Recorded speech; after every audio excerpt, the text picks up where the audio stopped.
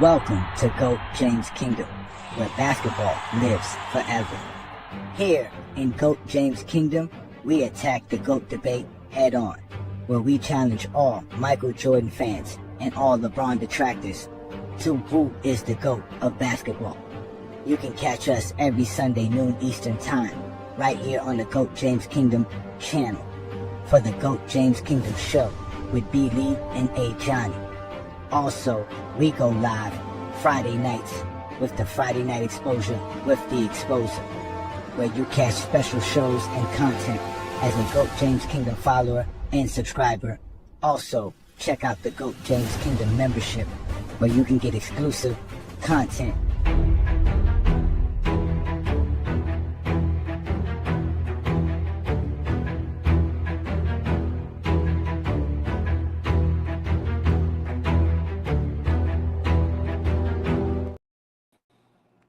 What he's saying is actually correct. Like, when did ring culture become a thing, right? When you talk about a team award, something that a structure needs to win, does not boost you in front of individual accomplishments.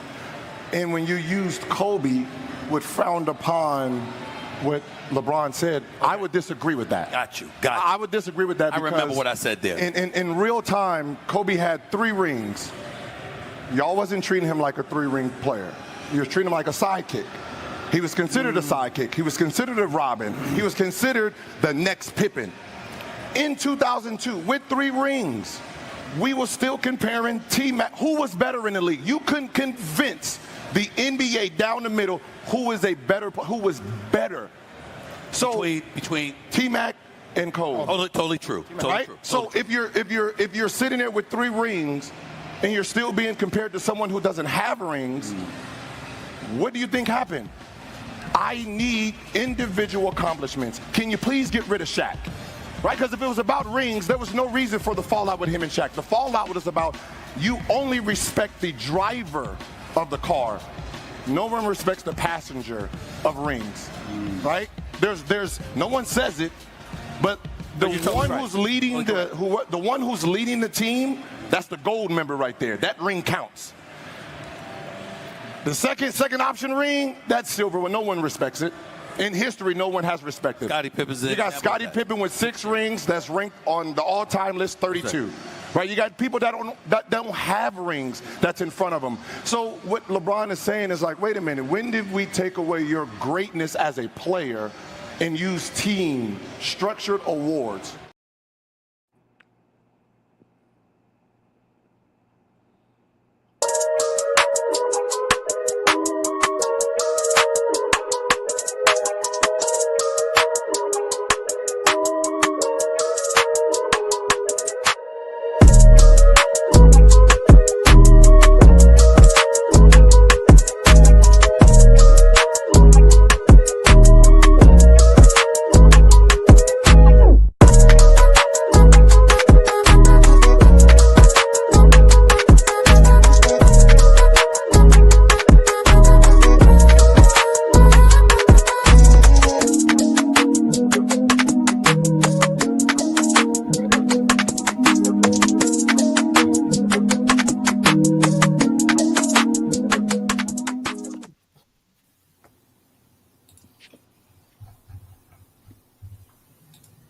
Peace and blessings, y'all. Welcome to the GOAT James Kingdom show with B. Lee and A. Johnny. As y'all know, we go live every Sunday noon Eastern time right here on the GOAT James Kingdom channel, where you can talk basketball with the best of the best like B. Lee and A. Johnny. Thank you for joining us on another great Sunday afternoon right here where the basketball world lives. Right here, ladies and gentlemen. There is no better place to do it on a Sunday afternoon than right here on the GOAT James Kingdom platform. We want to say peace and blessings to everybody who's here joining us as well. Let me bring up King John in the building. Shout out to all you guys. I apologize. I forgot to send you guys the link earlier. My apologies. Peace and blessings. Thank you guys for joining us. We got here our normal panelists as usual, but we got a special guest in the building. West Coast is in the building. West Coast is a King's Guard member, and as a King's Guard member, you automatically get access to today's show on any Sunday show. If the link is available to you pre-show, that way you don't have to wait till we drop it in the show chat. So shout out to you. Peace and blessings, brother. LeBron James. LeBron James, LeBron James, LeBron James, LeBron James. All right, so we're gonna have some fun. What's good, Brandon? You ready for today's show, Brandon? Yeah, what's good, everybody? All right, so we got our normal panelists here as usual. We got King John, Craig, and Travis. What up, fellas? How y'all doing? Why you ain't got Magic in that picture? Who? Hey, y'all, I know why he sent the link late today. Yesterday, I threw a shot at a Johnny yesterday about who beat the Miami Heat the year after they won the championship and the sweep. I mean, Brandon had reminded me of the sweep, and so he just sent the link late today. So I mean, that's what he keep telling us. And I made sure to send you the link last too. I made sure I'm sending John the link last. My apologies, gentlemen. My apologies, man. I had sent it out to the Kings Guards members. Hey, no, John, just as long as he don't talk about the Bears, we cool. See, I like that. Every time you bring up the Bulls, I'm gonna make sure Brandon bring up the Bears. Bears going all the way this year. Oh yeah, for sure. Behind Caleb Williams with his painted fingernails. But either way, we're not here to talk about that. We're not here to talk about people taking it all the way. No Bears talk. No Bears talk. Yeah, we here to talk about actual basketball players that take it all the way. Okay, we here to have some fun here. We here to discuss: do sidekick rings matter? Do they count?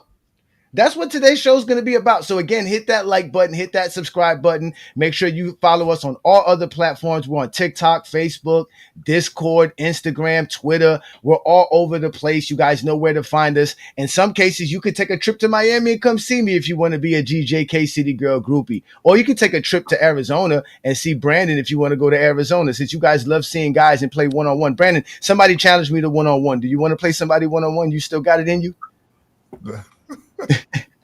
I'm away, Brandon. I'll be there in a few hours.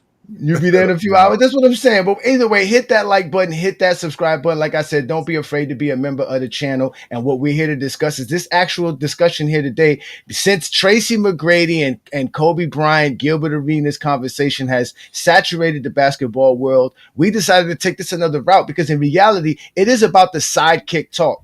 Because that's what Tracy McGrady said. If I was Shaq's sidekick, I can't win some championships, and a lot of y'all were disrespecting Shaq and saying Shaq can't win with Tracy McGrady. But that's another topic for another day. Today's topic is those who did win championships. No hypotheticals. Do their actual championships matter? And in fact, this was Travis's topic for his show. So we're just going to begin today's show with Travis's chat box, because Travis wants to actually address this matter like none other. So, ladies and gentlemen, let's go ahead and start today's show. We are interrupting our normal programming. The current threat level is critical, meaning an attack is imminent. Civilians are advised to remain indoors. In some urban areas, evacuations are taking place. If you're in one of these areas, police will help you to safety. Follow their orders without question. You should remain indoors until you are told otherwise. You should now prepare for a nuclear strike. You will not be able to leave your location for 14 days after the strike.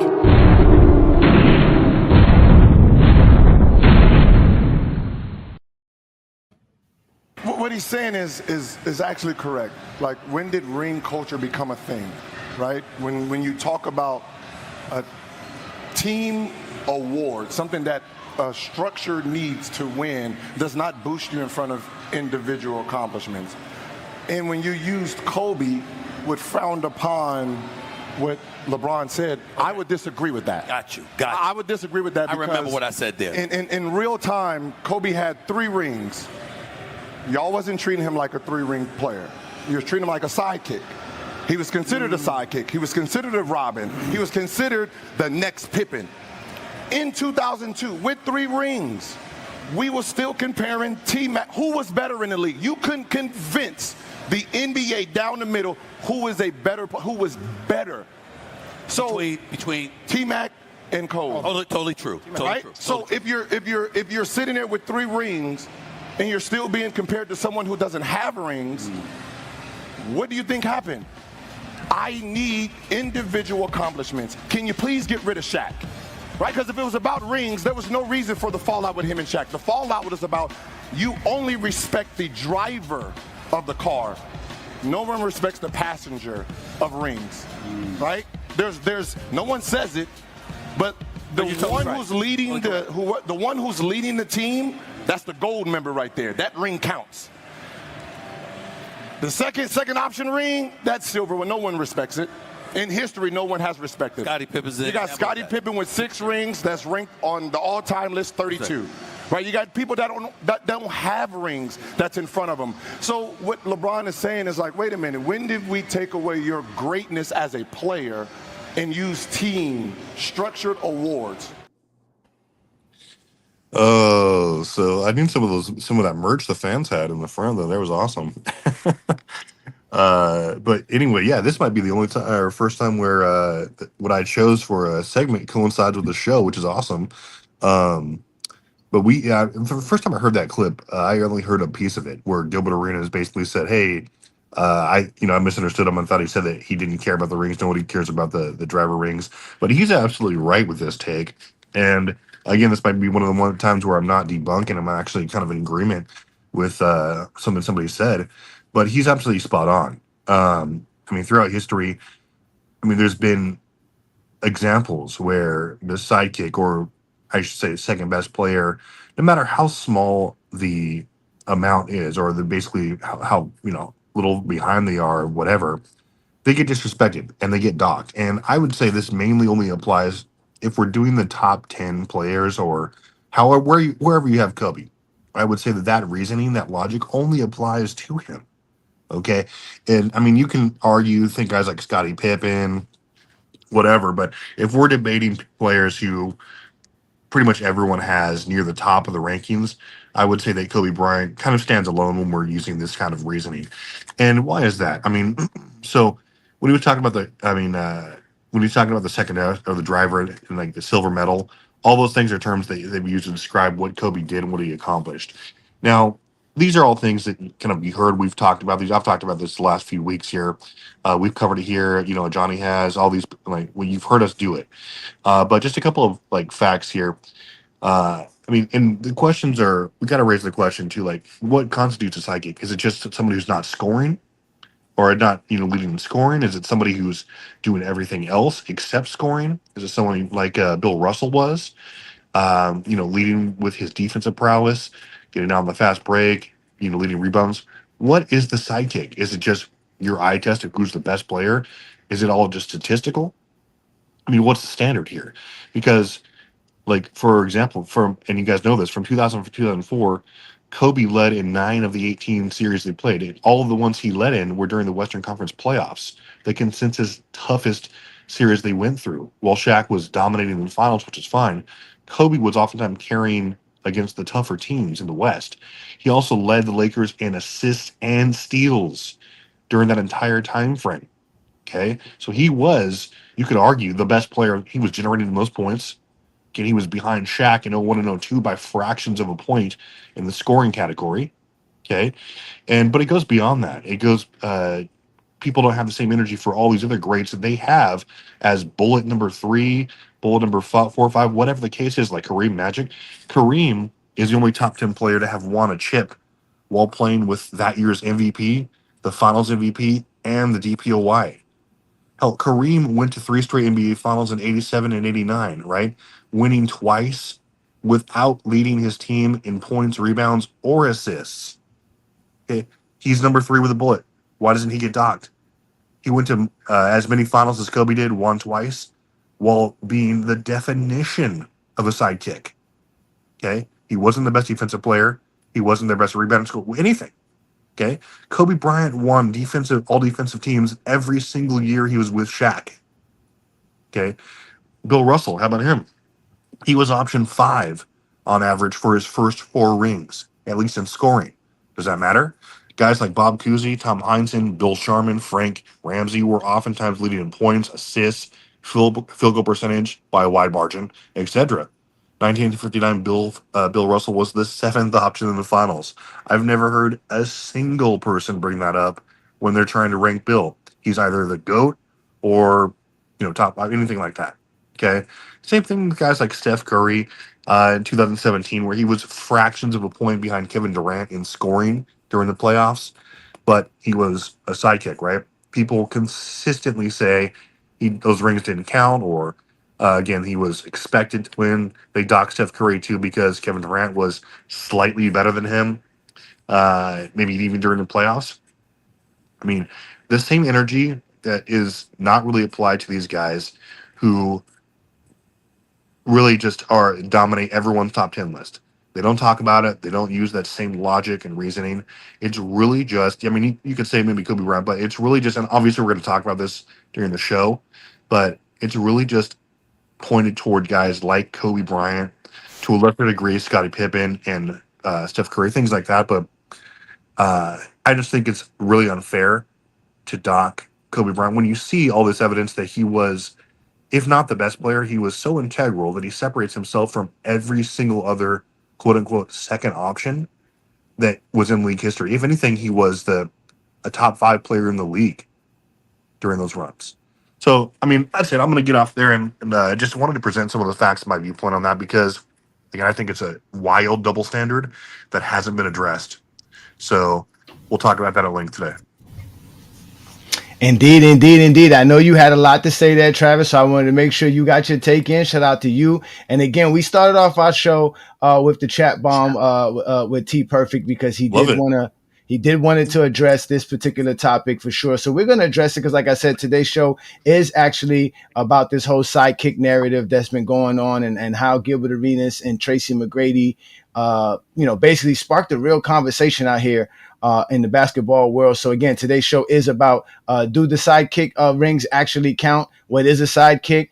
Does it knock you? We're gonna have some fun. We're gonna see how much of y'all really truly care about winning, because that's supposed to be the thing, right? Brandon, it's all about winning, right? We were told it's all about winning, not about being a loser. And Travis, I like how you use points generated. I thought you said that wasn't a real thing. But no, that's totally a real thing. Okay. Well, I say it is. Wait, I got a question for the panel. I apologize. That's 100% a real thing. When it comes to winning, I got a question for the panel. Let's use Scottie Pippen as a perfect example of this because he's part of this conversation, right? So when you compare players all time, if you have a player that went his whole career ringless, but you have a player like Scottie Pippen who proved he can be an integral part, a set role on winning, right? Or a championship team. So basically he can be your second scoring option, your lead distributor, and your best defender. If that's your second option all time, like when does all that success due to him having 6 rings start to outweigh somebody who has either none or way less? I mean, if Pippen didn't have any rings, he'll probably be ranked higher.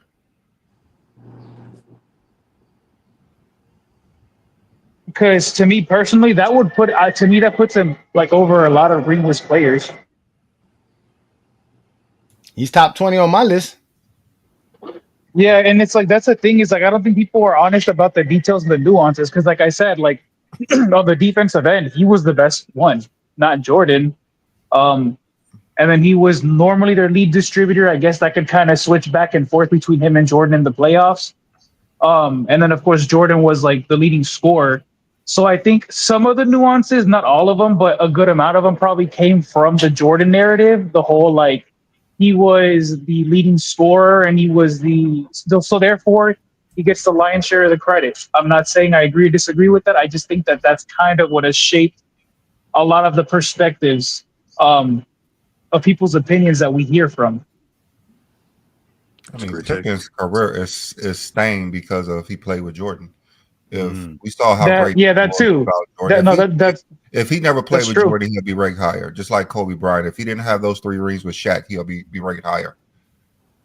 Yeah, I think that you're right. That is the curse part of having had all that success with Jordan.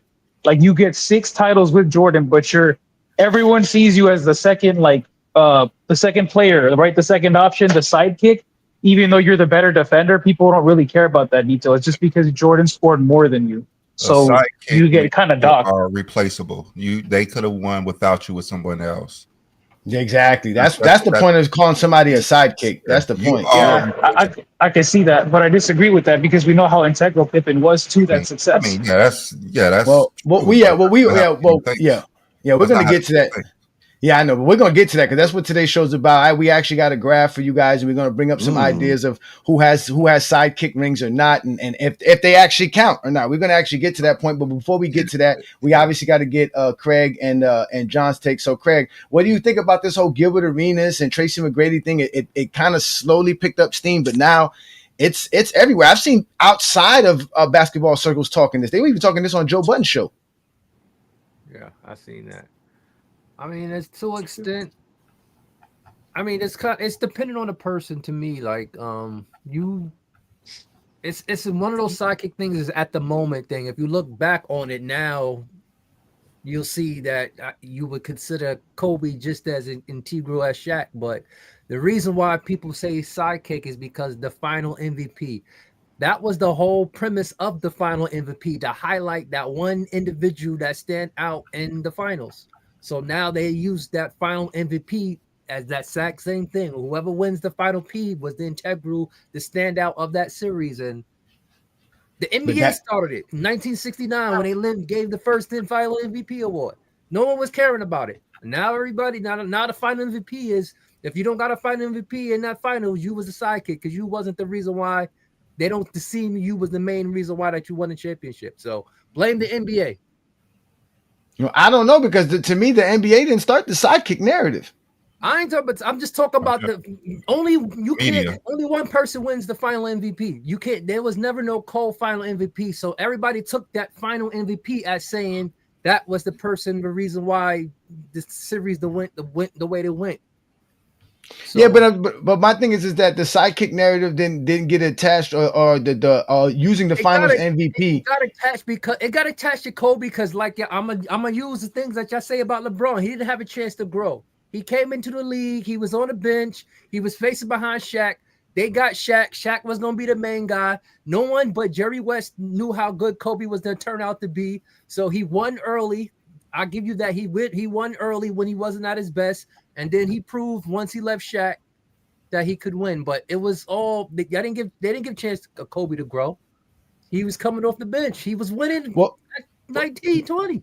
But that's what Gilbert Arenas was saying, that although he was winning, people weren't respecting him as a true champion. Kobe on his own team and he was putting up the points and stuff like that, y'all wouldn't call him a sidekick. It's just the fact that he had another person putting up just as better numbers. So and they was winning. Yeah. So that's what I'm saying. But who is they that does that? Who says because you don't score, you're not a? I mean, because you score, that doesn't make you a sidekick anymore. That's the narrative that I find. I'm just saying. No, I'm just saying. But no, I'm just saying who. I'm not saying you saying it. But I'm saying, but who said this? Who started this in general? Because in reality, when you really think about it, what they're basically trying to tell you is that a sidekick is somebody who just is not a scorer.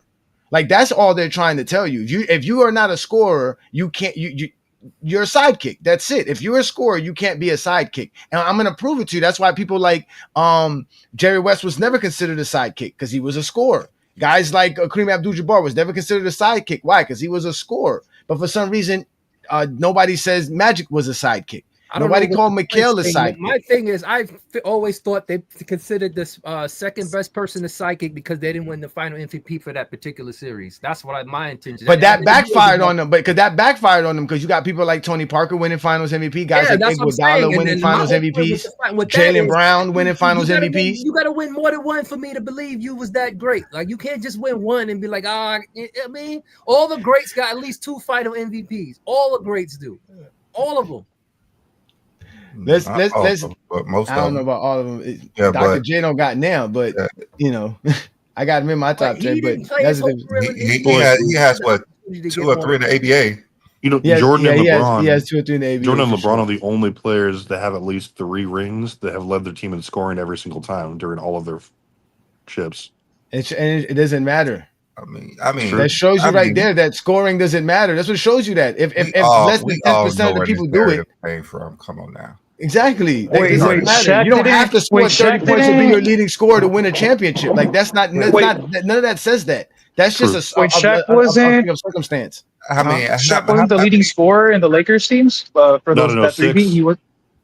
I mean, you're right. I'm talking about like the Lakers. Have we heard anything negative about McHale, Parrish, Magic, Kareem, Joe Dumars? Exactly. It's a double standard, man. Well, Why? Why is that? Why, Okay, you know what? why Hold don't on, we hear Brandon. anything negative about Dwayne Wade? Let's bring him up. Brandon. Let's go. Let's bring up the players. And while we do that, John, you answer that question. John, here we go. He mentioned all the names. There go the names right there for you. All of these guys right here, these are their sidekick rings. And we're gonna see if their rings really matter. Because I want y'all to argue with me with these guys. I want to see if they really matter. Because they got rings. All these guys got rings. I would argue that this is part of the this is part of the what you call it, the Jordan thing. So see, because now you did this, so now the Jordan camp would say that this is more evidence to why like Jordan is the GOAT. Or why like that's more important. Why would it be more important? No, I'm not saying I agree, but just because they can point to Jordan and say, look, he has 6 rings as the alpha or the leading scorer, right? The number 1. but that's so that means Scottie Pippen's 6 rings don't count? Of course not. It never did. No, to me they definitely do. Okay. To me they hold weight. They do. All right, then. So does Kareem's 3 rings count? Hell yeah. Absolutely. Okay, does Magic's 3 rings count as the sidekick? Yeah. Y'all got Kareem and Magic up here. They in a lot of people top 5, so you might as well just take them off the sidekick list because that don't affect them at all. Yeah, people still got Kareem top 3. So sidekick rings top 5, top 10. So sidekick rings count. It depends on the. Yeah, they do. But some people push narratives and they try to like do weird, nasty stuff. If we look on this list right here, there's only 2 MVPs. So they was at one point. So now it's MVPs. What does MVPs have to do with rings? That's what I'm saying. You guys can't associate at things that have nothing to do with winning championships. Scottie Pippen is still a 6-time championship, whether he has MVPs or not. But y'all, we going about the sidekick rings. It's not that's the sidekick rings. That means they only got. This is going by. They only was there to win. They only helped win the rings. So they don't have anything else on their resume but these rings. That's what you can. No, these guys got plenty of things on their resumes besides rings. Then. Wait, I got a question. What are we talking about the rings? Why are we talking about the other resume? Wait. Why are we talking about their resume? We're talking about their rings. The rings. Wait, wouldn't it depends on how the story is being said. Exactly. Go ahead, John. Explain it, John. Every championship on here, they wasn't labeled the final MVP except for Dumas. So I don't know why Dumas. The sidekick. These are the sidekick rings that they had. Thing I've decided. Kareem only has what's it called? He has 3 sidekick rings. He watched Magic win 3 championships.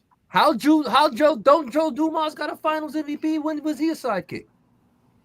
So I thought you said he had to have multiple. He only had 1. Yeah, it was a fluke. That's why I say. Okay, so now he's not a sidekick. He's a because he got 1. Finals MVP. What about Parker? I forgot Tony Parker. What about Tony Parker? He got a Finals MVP. Does he have are these sidekick rings or does he have 5 rings or 4 rings? Yeah, he got 4. Yeah, but he has 3 as a sidekick. As a sidekick, yeah. Okay, wait, doesn't Wade only have 2 rings as a sidekick though? Dwayne Wade has 3 as a sidekick. He's a sidekick to Shaq. Wait, you think Shaq was a better player than him that season? Like don't tell me who's the better player. Shaq was not the sidekick. That's the fact. Shaq was not a sidekick to a second-year player coming from Marquette, averaging 15 points per game. It all depends on how the story is being told. That's the exactly. So again, the sidekick rings don't count. That's what you basically trying to tell me. That's why you want to take away 1 from Dwayne Wade. It don't count. You want to. If it's a sidekick ring, you don't want to count it. Would never be the sidekick in this narrative to the media. Well, you know what? It's funny that people always. I mean, that's true because people are revisionists. That's how people do. Because remember, I told y'all I'm from Miami. I remember what happened. Listen, they didn't have a parade when Kobe re-signed a contract in 2004 to become the Lakers franchise player. They didn't have a parade when Dwayne Wade showed up in Miami. They didn't have a parade for Dwayne Wade when we shipped off Caron Butler and Lamar Odom, and it was Dwayne Wade and Shaquille O'Neal. You know who they had a parade for? They had a parade for Shaquille O'Neal. They had him. He was the catalyst for the team. Everything that was being built on from there on out was to help Shaquille O'Neal win another championship, including Dwayne Wade. Dwayne Wade was a piece to helping Shaq win his 4th NBA championship. Those are the facts, ladies and gentlemen. That's not me making shit up. That's actually what happened in 2004. I remember. In fact, I'll let you see it now. The major headline around the league tonight, the Los Angeles Lakers and Miami Heat have agreed to a trade that will send Shaquille O'Neal, one of the greatest big men of all time, to sunny South Florida. When I first came to Miami, you know, Pat called me and said, we want to do a little ceremony for you. So I figured it was going to be a ceremony with about 100, 200 people. But as I pulled up in the 18-wheeler, I saw it was like, I want to say about 15,000 people out there. It made me feel like a mini parade. I was like, wow, these people know of what I can do. They know of what I can bring. So when I walked up and I was walking through the crowd, you know, I got kind of butterflies, I got kind of jitters. So that's why I made the statement, I will bring a championship to Miami. Remember this? 'Cause I'm going to bring a championship to Miami, I promise. And it was clear from the start that Superman and his new sidekick would form a dynamic duo. That Superman and his new sidekick would form a dynamic duo. That Superman and his new sidekick would form a dynamic duo. I was looking at him and he stole a ball and he just took off. I'm like, damn, did you see that? That dude was like Flash. Ding! So we're going to call him Flash. So, Brandon, when LeBron James Also gets a... said that he turned the team over to him so they could win. He told everybody, this is the young fella right here. We going with Wade. And that's what happened too. When he said that, can y'all get that film of that for me, please? Okay, Brandon. Yeah, hey Johnny. That's why I brought that up. Before we go, because y'all want to. That was the NBA. That's not me making up no footage. That is NBA media. Don't come argue with me. Go argue with the NBA what they just called him. That's after the Heat won a championship in 2006. Before they played a game together, though. So no, again, that was them showing you they played a game. that the team was built around Shaq. Gary Payton went there to play with Shaq. Antoine Walker went there to play with Shaq. Jason Williams went there to play with Shaq. Zoe showed up to play with Shaq. Posey came to play with Shaq. But Brandon, I want to ask you this, Brandon, because y'all taking off this topic. When we had a ceremony and LeBron James promised championships, who was considered the leader of the team, Dwayne Wade or LeBron James? It was LeBron was considered the best player on the team. All right. So when Shaq shows up to Miami and have a ceremony for him and he promises a championship and delivers. It was obvious Shaq was going to be the best player on the team. That was obvious. Okay. So at the end of the day, Dwayne Wade has a sidekick championship to Shaq because when they gave him the ring in 2007, the next year, Dwayne Wade took the step to take over the team. No, he took a step up to be a better player, without a doubt. But Shaq was still the leader of the team, and the team was still built around Shaq. There was still the game plan was still built around Shaq. Everything was about Shaq. Shaq was why just same with Kobe. As good as Kobe was in 02 and 01, everything was still built around Shaq. Teams were still trying to find ways to stop Shaq. Teams were getting 2-3 centers on their team for Shaq. They were putting bum ass Howard and who's the other dude that played on Marquise Daniels on Dwayne Wade. Go ahead, have luck, sir. 1-on-1. But Shaq was the first time he took a step back and say, "I know let's take over." That's what leaders do. That's what leaders do. Kareem did that. That's why Dwayne Wade took over. Bird did that. Scottie Pippen did that. Stephen Curry did that. David Robinson did that. That's what leaders do. They play team basketball to win championships, and that's what the Heat did. They played team basketball to win a championship. And Dwayne Wade took over to be the best player on the team, and that's fine. He took over in the finals as the leader. That's why the whole season. The whole season. No, that's why he was the whole season. He wasn't better. That's why he was known as the best player on the team. No, he wasn't the best player on the team. He definitely was. I know Shaq made All NBA first team. I know Shaq had his best field goal percentage shooting season of the year. Probably did because he took less shots and he took a step back. So he because everything was predicated around him and they put the team around him. Yeah, because everything was right. They had shooters for Shaq, not for Wade. If that was the case, why you bring Shaq for? You have Dwayne Wade. You don't need Shaq. Shaq is not the sidekick. That's the whole point is that Shaq's not the sidekick. That's the fact. The disrespect for Shaq got to stop. Shaq is not a sidekick in 2006. That's facts. Dwayne Wade was the best player on that team, and Dwayne Wade was the sidekick. Dwayne was the best player on the team. He was the sidekick. Whole year. He was the sidekick. He was the sidekick. He was the sidekick. He was the sidekick. I mean, just because you want him to be a sidekick doesn't mean he was. He was. It's Y'all fine. can't define what a Sidekick sidekick is. averaging almost 30 points a game, leading a team in assists and Oh, points. so now again, y'all want to take the Zesty Jeffrey route and call it a sidekick Just because we don't agree with you don't mean no. You talking about points? You're only giving Dwayne Wade props because of points, nothing else. Points and assists. He was the main. He's the main offensive player on the team. No, Shaq's the main offensive player on the team. It was easily Dwayne Wade. No, it wasn't. I was here. I watched it. I paid attention to it. You can't tell me. I was here. Shaq, matter of fact, Shaq didn't even relinquish the team. Shaq didn't even relinquish the team to the finals. Okay. I don't. I mean, let me ask you, Johnny, a question really fast though. Like, Johnny, what? Assuming that's true, right? Where would you draw the line at the point discrepancy between the two to say that Wade, if Shaq could average what, 14, 15, not 20? I don't go by what you average. I go by what the team is built off of. I go by what the team strategy is based off of. The philosophy of the team is Shaquille O'Neal. The players associated for that team to be what they were as a championship team came from Shaquille O'Neal. That's what I'm telling you. So it wasn't built. The whole I'm mad. Who's mad at Pippen? All these guys, listen, I'm not the one taking none of these guys' championships away. Every last one of these championships as sidekicks here count to me. Y'all the ones who's trying to discount championships, not me. Who took Kareem? I said Dwayne Wade has 3 championships as a sidekick. Y'all are arguing that. Nobody ranked Parrish and McHale before this sidekick nonsense even became a exactly. Thing. It only exists because of Scottie Pippen, because your man can't win without you Scottie. You literally proved the point. How did you stop the Bulls? Did you focus on Pippen or did you focus on Jordan? What you mean? What you mean? What I mean? How did you try to stop the Bulls? Was it to focus on Pippen or stop Jordan? Craig, did you really go there? Craig, did you really go there? By my logic, by Scottie Pippen. Because Scottie Pippen was the reason why the triangle offense get double teamed and get forced to give up the ball. All the time. He did it all. They did it all the time. You think not? You think I'm bullshitting? Worried Scottie Pippen was going to drop 50 on their head. You think I'm bullshitting, Craig?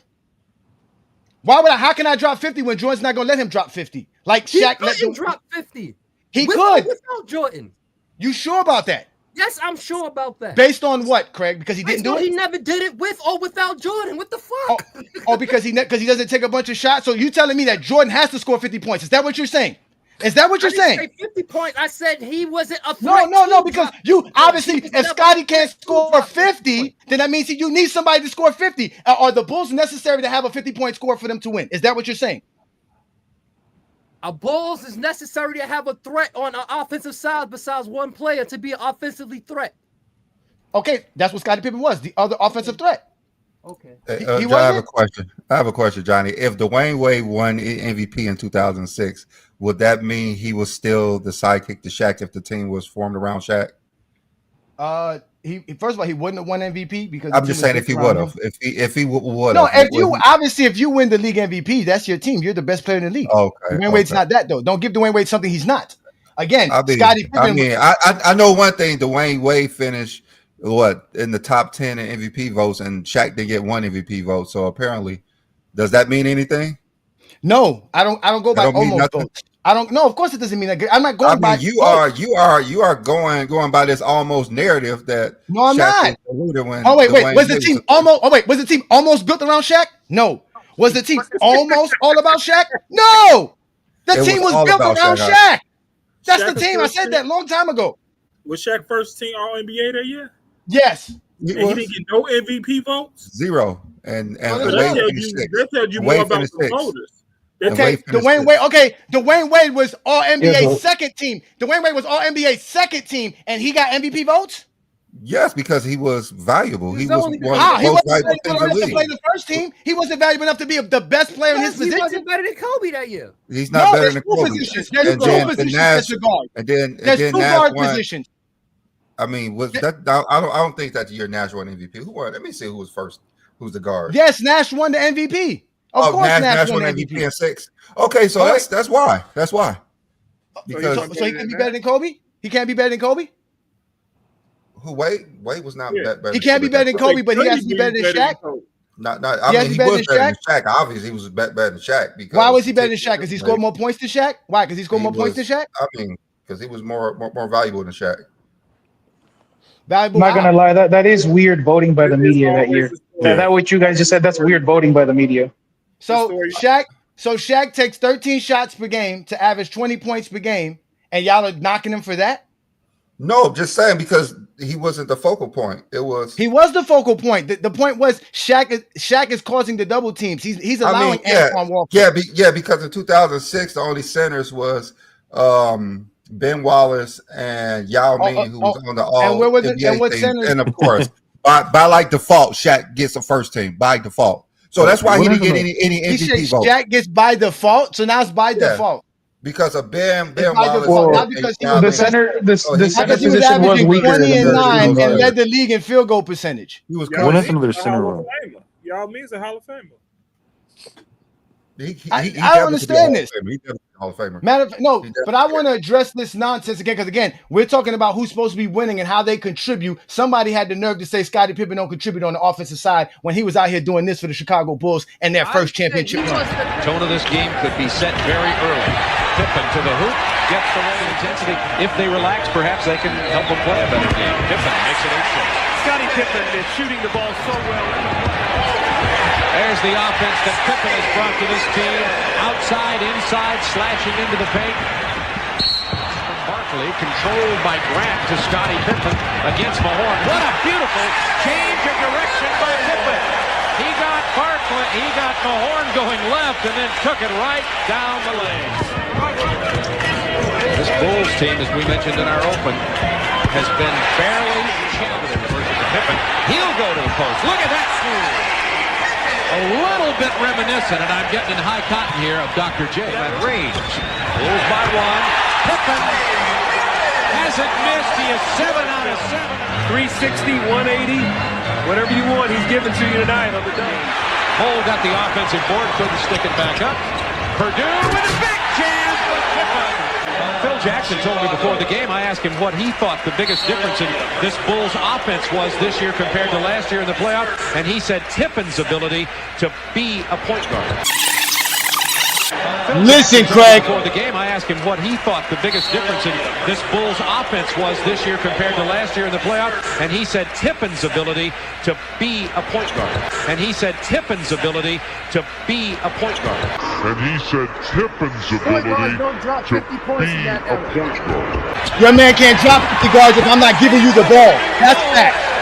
When you was scoring 50, you was 1 and 9. When you was scoring 50, you was 1 and 9. You was 1 and 9 when you was scoring 50. Show me the 50-point game. I showed you Scottie Pippen being an offensive factor. Don't ask me about points. I don't do zesty Jeffrey logic. I don't care about points. I care about how you affect the game on the basketball court.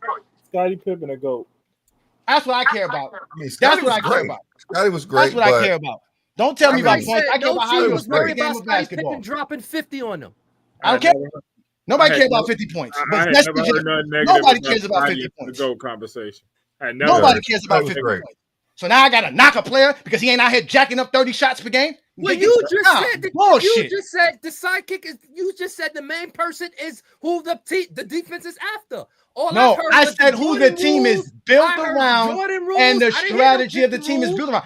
I didn't hear about the Pippen rules. I didn't call Jordan. I didn't call Jordan the sidekick. You are mad because I'm showing you how great Pippen is. It's not my fault. Stop comparing Pippen and Jordan when I show you Pippen is great. That's your fault. I didn't say Mike was a sidekick.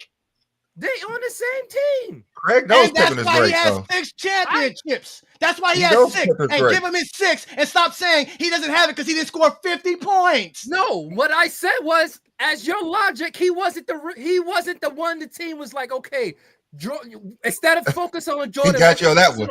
He got you on that one. Got me on what? Got me on what? He got you on that one. Got me on what? I ain't hear nothing Craig just said right now. He was just rambling. What you said, Greg? Okay. What you said? What did I say? What did I say? You said a reason that Shaq was the leader because the offense was surrounded around Shaq. Well, the offense was surrounded around Jordan. I never called Jordan a sidekick. I just proved that Scottie was also an offensive presence. That's all I did. Again, I never called Jordan a sidekick. The team was built around Jordan. The game philosophy and strategy was built around Jordan. That's what makes Scottie Pippen his sidekick. Just like the Wait, Dwayne Wade won championship. Not my fault. Not my fault. Yeah. So yeah. There's no such thing as again, 1A, Jordan 1B. had one hell of a socket. There's no such thing as 1A, 1B. Let me go through. Nobody wants to be 1B. Shaq's 2006 season where he didn't get 0 MVP votes because he was the center on the first team by default. The lowest field goal attempts he had in a season by far. Okay. Up until that point. Up until that point, the lowest points per game he had. Rebounds, the lowest that he had up until that point. Defensive rebounds, lowest he had up until that point. Steals, the lowest he had up until that point. Okay. Blocks, the second lowest he had up until that point. Fine. So wait, because Shaq wasn't Shaq in 2000, that makes him a Sidekick in 2000. Up until that point. Up until that point. No, Brandon, like his entire career. No, it's his entire career, even his rookie year. Up until that point. Brandon, the Miami Heat of 2006 was built for Shaq. In fact, if you go look at the team numbers, if you want to go look at the numbers, they had guys like I told you, Jason Williams, who shot 5 3-pointers per game on 37% shooting. He came there for Shaq. He got those open shots and good looks. They came there for Shaq. Yeah. He came there for Shaq. Another guy who came there for Shaq. Antoine Walker is another player that showed up to the Miami Heat to play alongside Shaquille O'Neal and was added to the team for Shaquille O'Neal. Took 4.7 3-pointers at 36%. They also added James Posey for that same reason, to help Shaquille O'Neal, because they were going to go to Shaq. He would be doubled. They would have open shots. Here is Posey taking 4 3-pointers per game. In 2006, you have 12 3-pointers per game being taken. 17 when they were taking about 12 per game or 13 per game on average. You made some great points.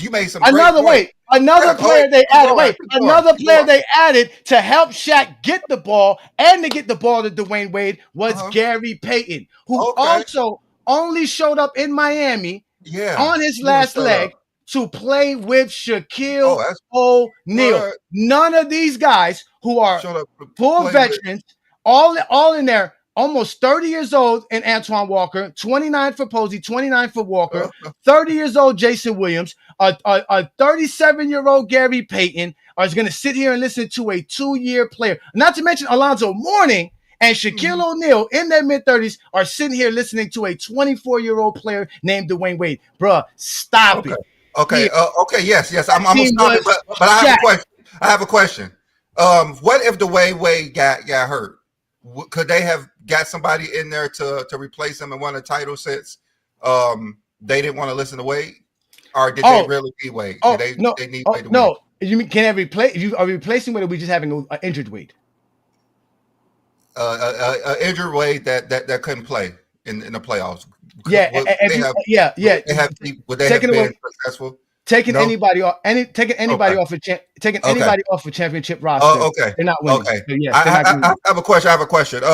What is Golden State teams designed for? Like which player? Golden State? Yeah. In 2017, 18. Their offense in 2015 and 2016 was predicated around this both shooters, Klay Thompson and okay. So 15 through 19, the offense was predicated around. No, it changed when they got Kevin Durant. Am I right, everybody? It was Steph Curry, right? Am I right? It was Steph Curry. It was Steph Curry, right?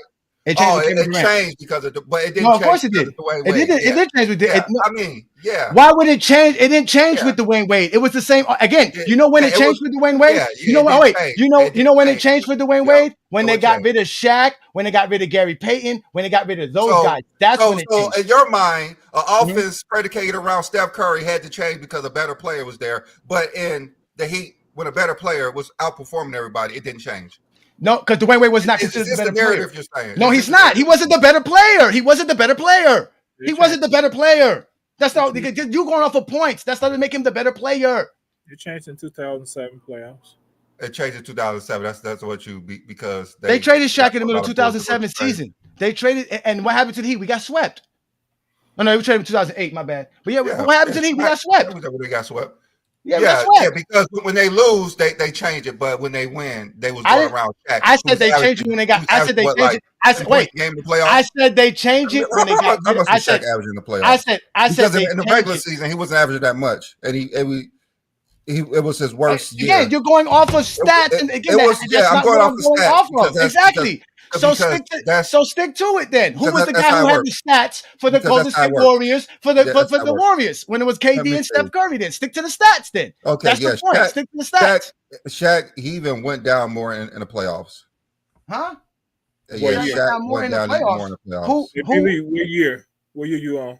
2006 when they won the title. And in the finals, he averaged 13 points per game. He's talking about in the finals. Exactly. He's just going to bring up the finals. That's why he's going to bring up the finals. His stats went down from the regular season, which was his worst only output, which was his worst. Only and because then up until that point, that was his worst output in the playoffs. So and Dwayne Wade picks it up. Dwayne Wade picks it up. Because you're going off of points. Because you're going off of points. Off of everything. No, you're going off of everything. No, it's not everything because his rebounds went up. His rebounds went up. His rebounds went up. Rebounds did go up. It did go up. His rebounds did go up. His rebounds went from 9.2 to 9.8. That's up.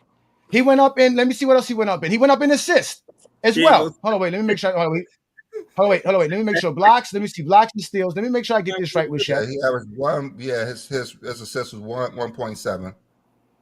Okay, hold on. Let me make sure I get Shaq's numbers correct here. Points went down. Shaq was 1.8. Fouls went up. Mm-hmm. Blocks way dropped like his field goal percentage went up in the playoffs.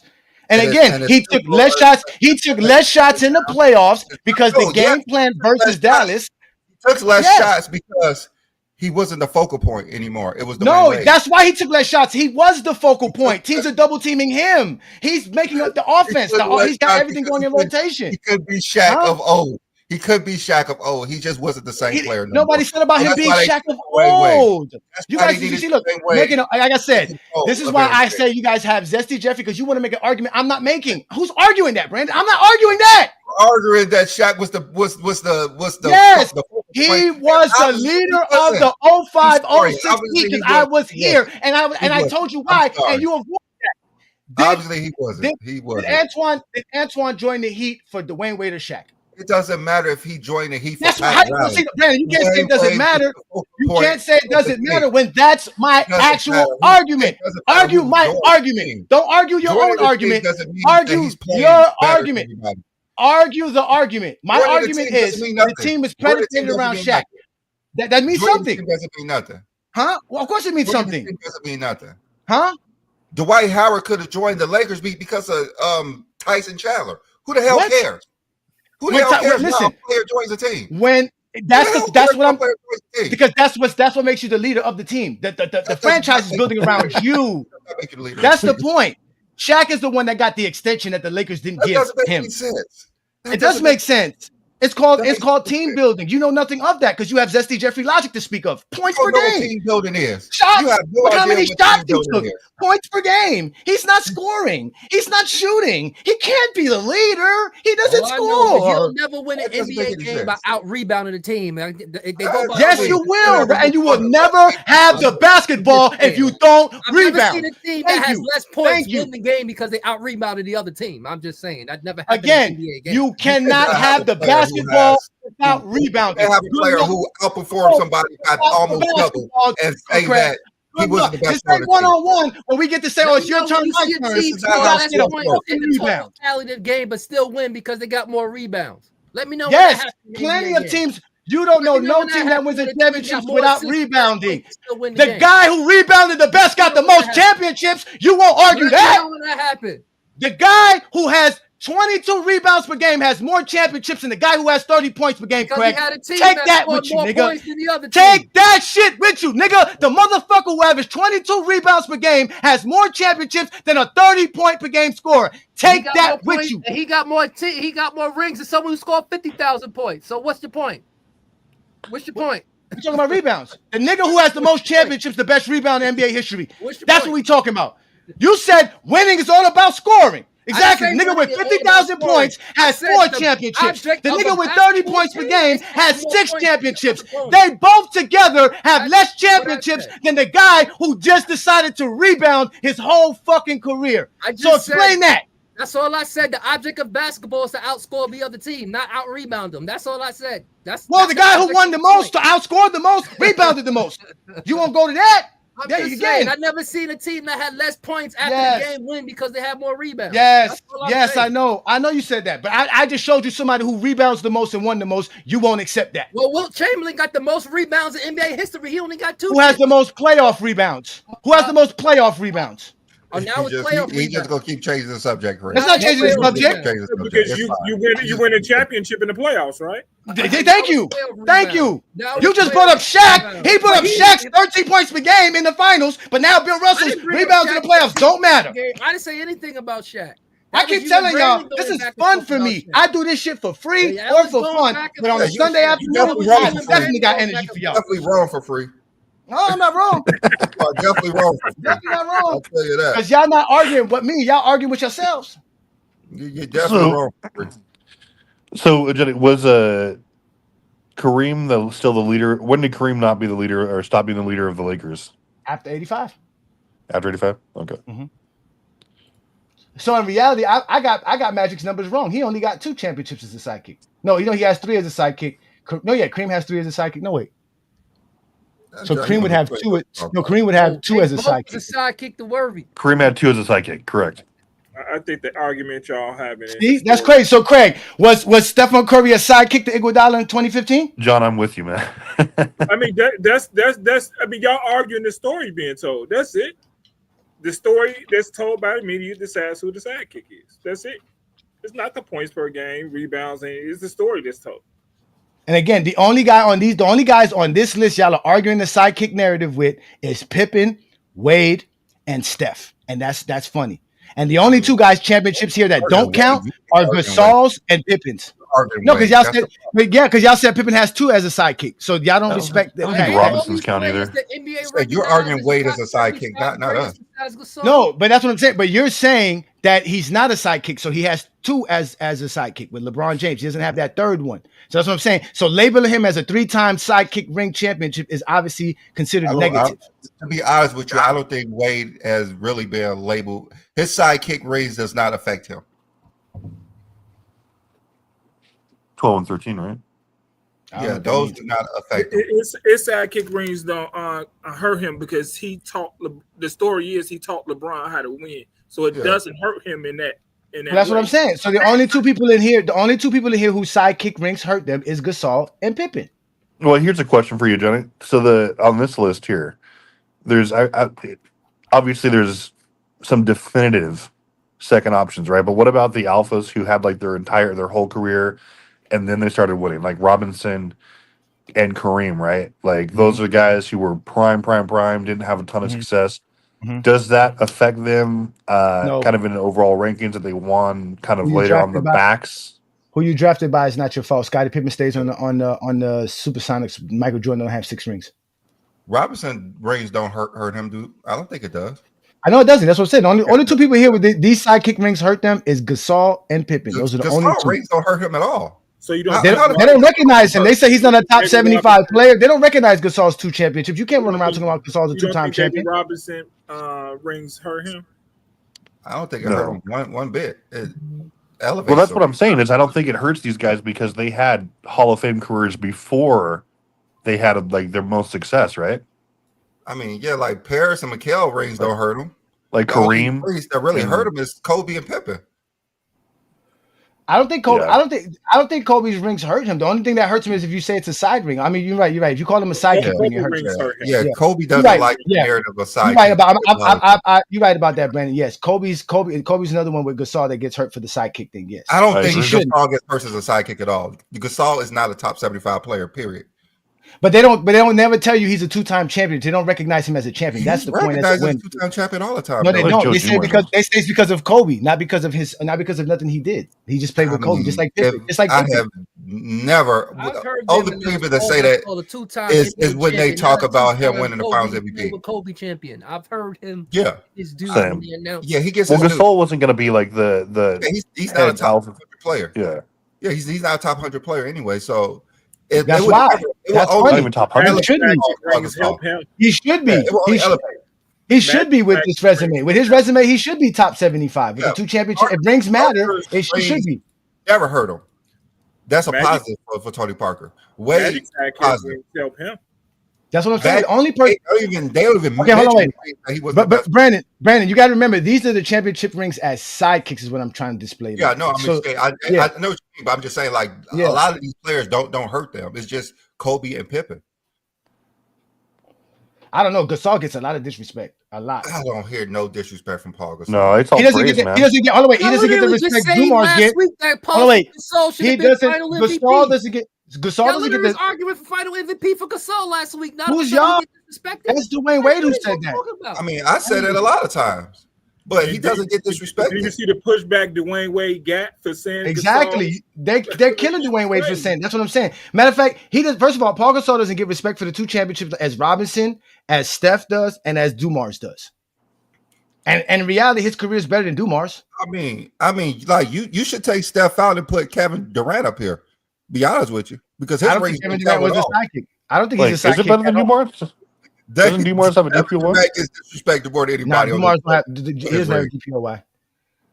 Nobody gets more disrespect as the number 1 option than KD. Yeah, KD Kevin was the number 1 option. Like, it doesn't. I don't even know what type of list he's supposed to be on because it don't. So you consider him a sidekick? He was a sidekick.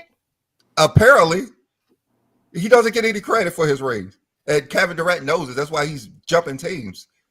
I mean, that was a tough. Yeah, that situation was like a perfect blend, though. Like I said, Steph won without him. Steph won after him. Like, Steph gets Kevin Durant's credit. They like KD should be staking Steph. He took the back seat. Yeah. Well, he literally went to the team that beat him. That's the thing. True. But that has nothing to do with it. He's still the best player on the team. Well, sure. Yeah, he was the best player on the team, but like he was clearly the best player on the team. Like it wasn't. The story is how much. Now we can say there's probably an asterisk because the team was, instead of now building it for Steph and Clay, it's really built for Steph and KD, right? And they've got all those other guys to attach to the team to help KD and Steph work together. So, well, here's a question: like if Durant, if Durant wins 2 rings, right, and 2 Finals MVPs on a different team other than Golden State, is he a top 10 player? Yeah, he's not gonna be the top dog now though. So wouldn't it be the same? Top 10 player, definitely. He's already getting close to top 10 to me. I mean, he's because he has an MVP, 2 Finals MVP, right, and like so, and I got him 13th on my list now. Yeah, I have him like 12. Like he would definitely like. I mean, you have like Hakeem 5th with 2 rings, so.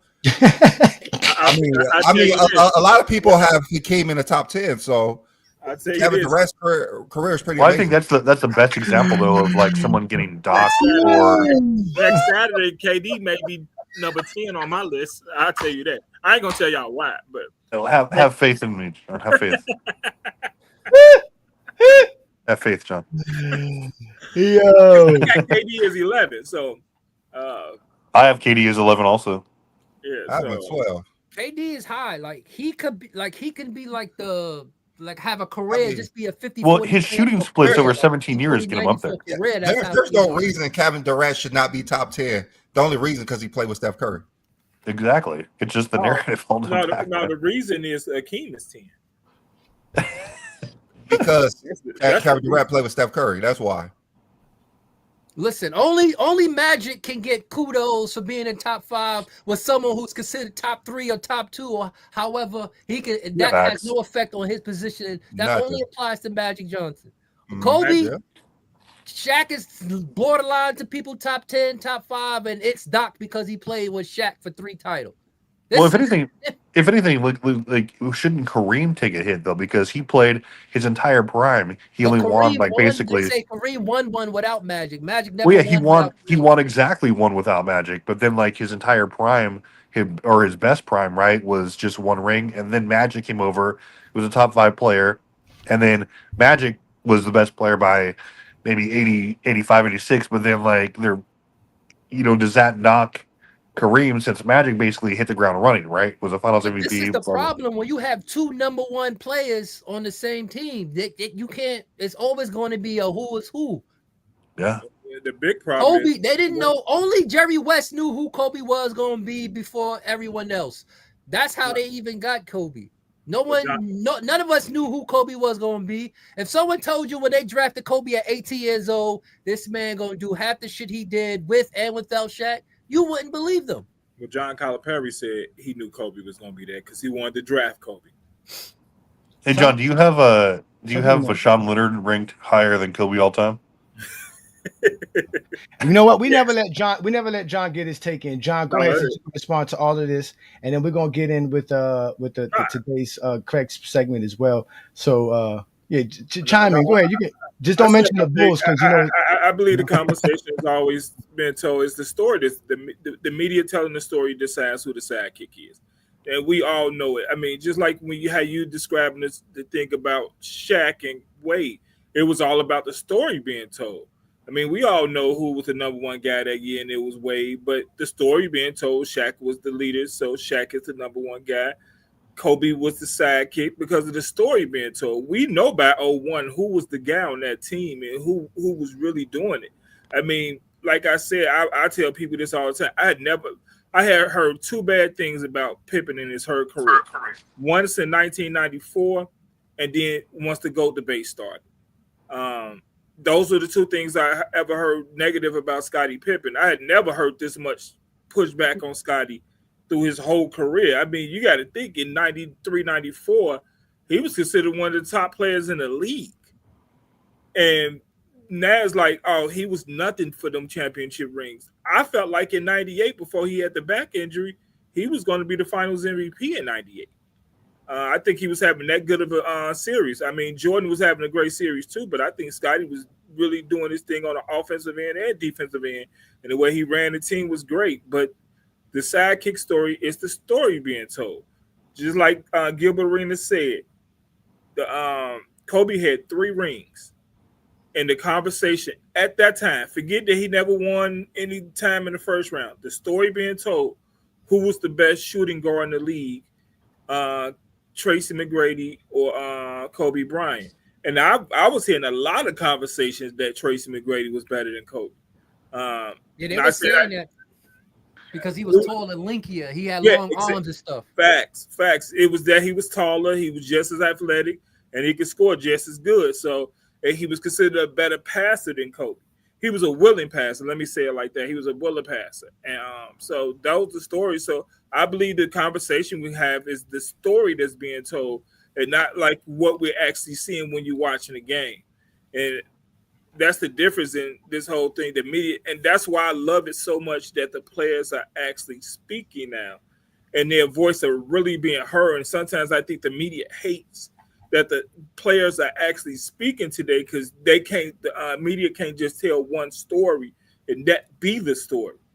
One of the biggest pushbacks I think on LeBron's career is that he tells his own story.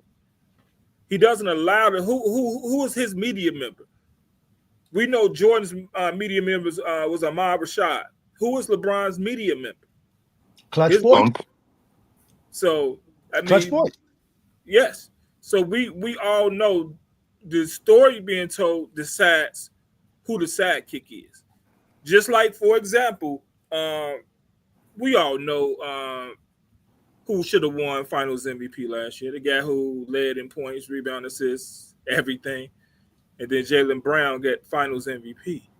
Because the story being told at the time, because Jaylen Brown didn't make an All-NBA team, now it was a push that don't nobody had nothing against Jaylen Brown. But Tatum gets a hit because of the story being told at the time. And that's what happens. And then he gets put on the bench for the USA team. It's all the story being told. So it's a story that they telling us is who's the sidekick is every year. That's why you got to win more than 2 final MVPs. But I have Jason Tatum top 5 all time. Final MVP, and then you like, the short shit, son. 1 is a fluke. 2, I got to believe you, man. I gotta believe you gotta do it more than once. You can't just have one final MVP and talk shit. You gotta have more than one. Well, Steph got one Finals MVP and KD That's got why two. he ain't in my top 10. That's fucked up. All right, so let me ask y'all this: for those who think Shaq was a sidekick in 2006, so does Shaq have 4 championships or 3? Well, yes, 4 definitely, but I mean, it's so the sidekick championship don't hurt Shaq. It doesn't like it just depends on your criteria. No, I can't it doesn't possibly hurt use a Shaq. criteria, right, that hurts people. Now, it doesn't hurt Shaq, right, Brandon? Because Brandon said he was a sidekick. Does it hurt Shaq? Yes or no? Elevate Shaq because he was willing to take a step back to win, and before he wasn't. And Brandon be all over the place. Brandon say if you don't win a championship, you're gonna be a better player. I said the media says that. What are you talking about? I said the media. No, I know, but you're the only person I ever heard that think that somebody's gonna be praised more for not winning a championship. Just think if Shaq would have moved to the side. When did I say you praise more for not winning? That's true, Brandon. You said you said that if Kobe didn't have the 3 rings and he had he the would 2, be ranked higher, not by the media. Damn. That's what I'm saying. You're the only person that thinks that. The media believes that. I'm not the media. The media believes that. No, but I'm just saying you're the only person that think the media thinks that. I don't think nobody else thinks that. I don't think nobody else would think the media would do that. Well, Brandon, yes, it would. I'm not arguing with you. You're right. You have a right to your opinion. I'm just saying I'm not gonna argue with you. I don't think you're right or wrong. You are the media. I'm just saying I've just never heard that. Brandon, we are the media. We are the media. Brandon knows. You guys see it. We got the mainstream media, the one with the loud voices complaining about shit like Stephen A. Smith and all of the other ones. I don't think that Scottie Pippen's ring. Brandon, they take our takes, Brandon. Right? They take our takes, Brandon. Jesse Jeffrey is on ESPN now, just so you know. No, I'm not even gonna lie, Brandon. The take of the Miami Heat not being a super team, that should start right here in GOAT James Kingdom. They are still mad at that. Who's saying that on the media? I've seen it circulate, and I know we were the first. Because Brandon, to tell you, I was one of the first people to walk around here telling y'all that Miami Heat team of 2011 was nowhere near a super team at all. Brandon knows. Yeah, I always said that was a terrible assembled team. But you know what's never they ain't have enough Hall of Famers on it. That's why you said it wasn't a simple team. Nah, it was just a bad roster. On it. Yeah, it was just a bad roster for him. But you know what's never assembled messed up? A pair of Michael Jordan sneakers. Unless you wear them on a basketball court, then you really see how they assembled.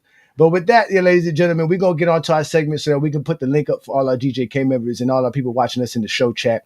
But you guys know here on GOAT James Kingdom, we got great guys who come up here to talk the game of basketball. And Craig is a big-time sneakerhead who shows us the most, infamous Jordan sneakers or just the infamous sneakers in basketball history. So, ladies and gentlemen, we're going to go on with the soul of the game on GOAT James Kingdom. With that, these shoes that we're about to design with words starts with a soul. Not a soul, but a soul, what touches you to earth that's floating in nowhere, the soul. Yeah. Well, this week I was going to do something, and then the topic of discussion made me change my mind because I wanted to do this one. But this week we're going to highlight, it's going to be 2 shoes that we're going to highlight, 2 different models. And the reason why I want to highlight these 2 different models, because he wore these models and when he did something that no one else in the NBA history has ever done. So in 1995, 96, and 96, 97, that's when he won the second three-peat. He won finals MVP for those 2 seasons, but as well as at that time to reach the finals and the conference finals, he defeated a 60-win team in both the Eastern Conference and the finals multiple years, which is the only finals MVP award recipient to do that. And the shoes he wore was the Air Jordan 12 and the Air Jordan 11. So these are the 2 shoes that he wore when he did that feat that no one else was able to do. 2 consecutive years of beating 2 consecutive 60-win teams. In 96, 95, he beat the 60-win Magic and the 64-win Sonics. And in 97, he beat the 61 team Miami Heat, and then he beat the 62-win team Utah Jazz. The only final MVP award recipient to do that. And this is the shoes he wore: the Air Jordan 11 and the Air Jordan 12. So yeah, shout out to the 97 Heat. I just had to throw that heat out there. As well as None of them series went past game 6. None of them series. Just to throw that out there too.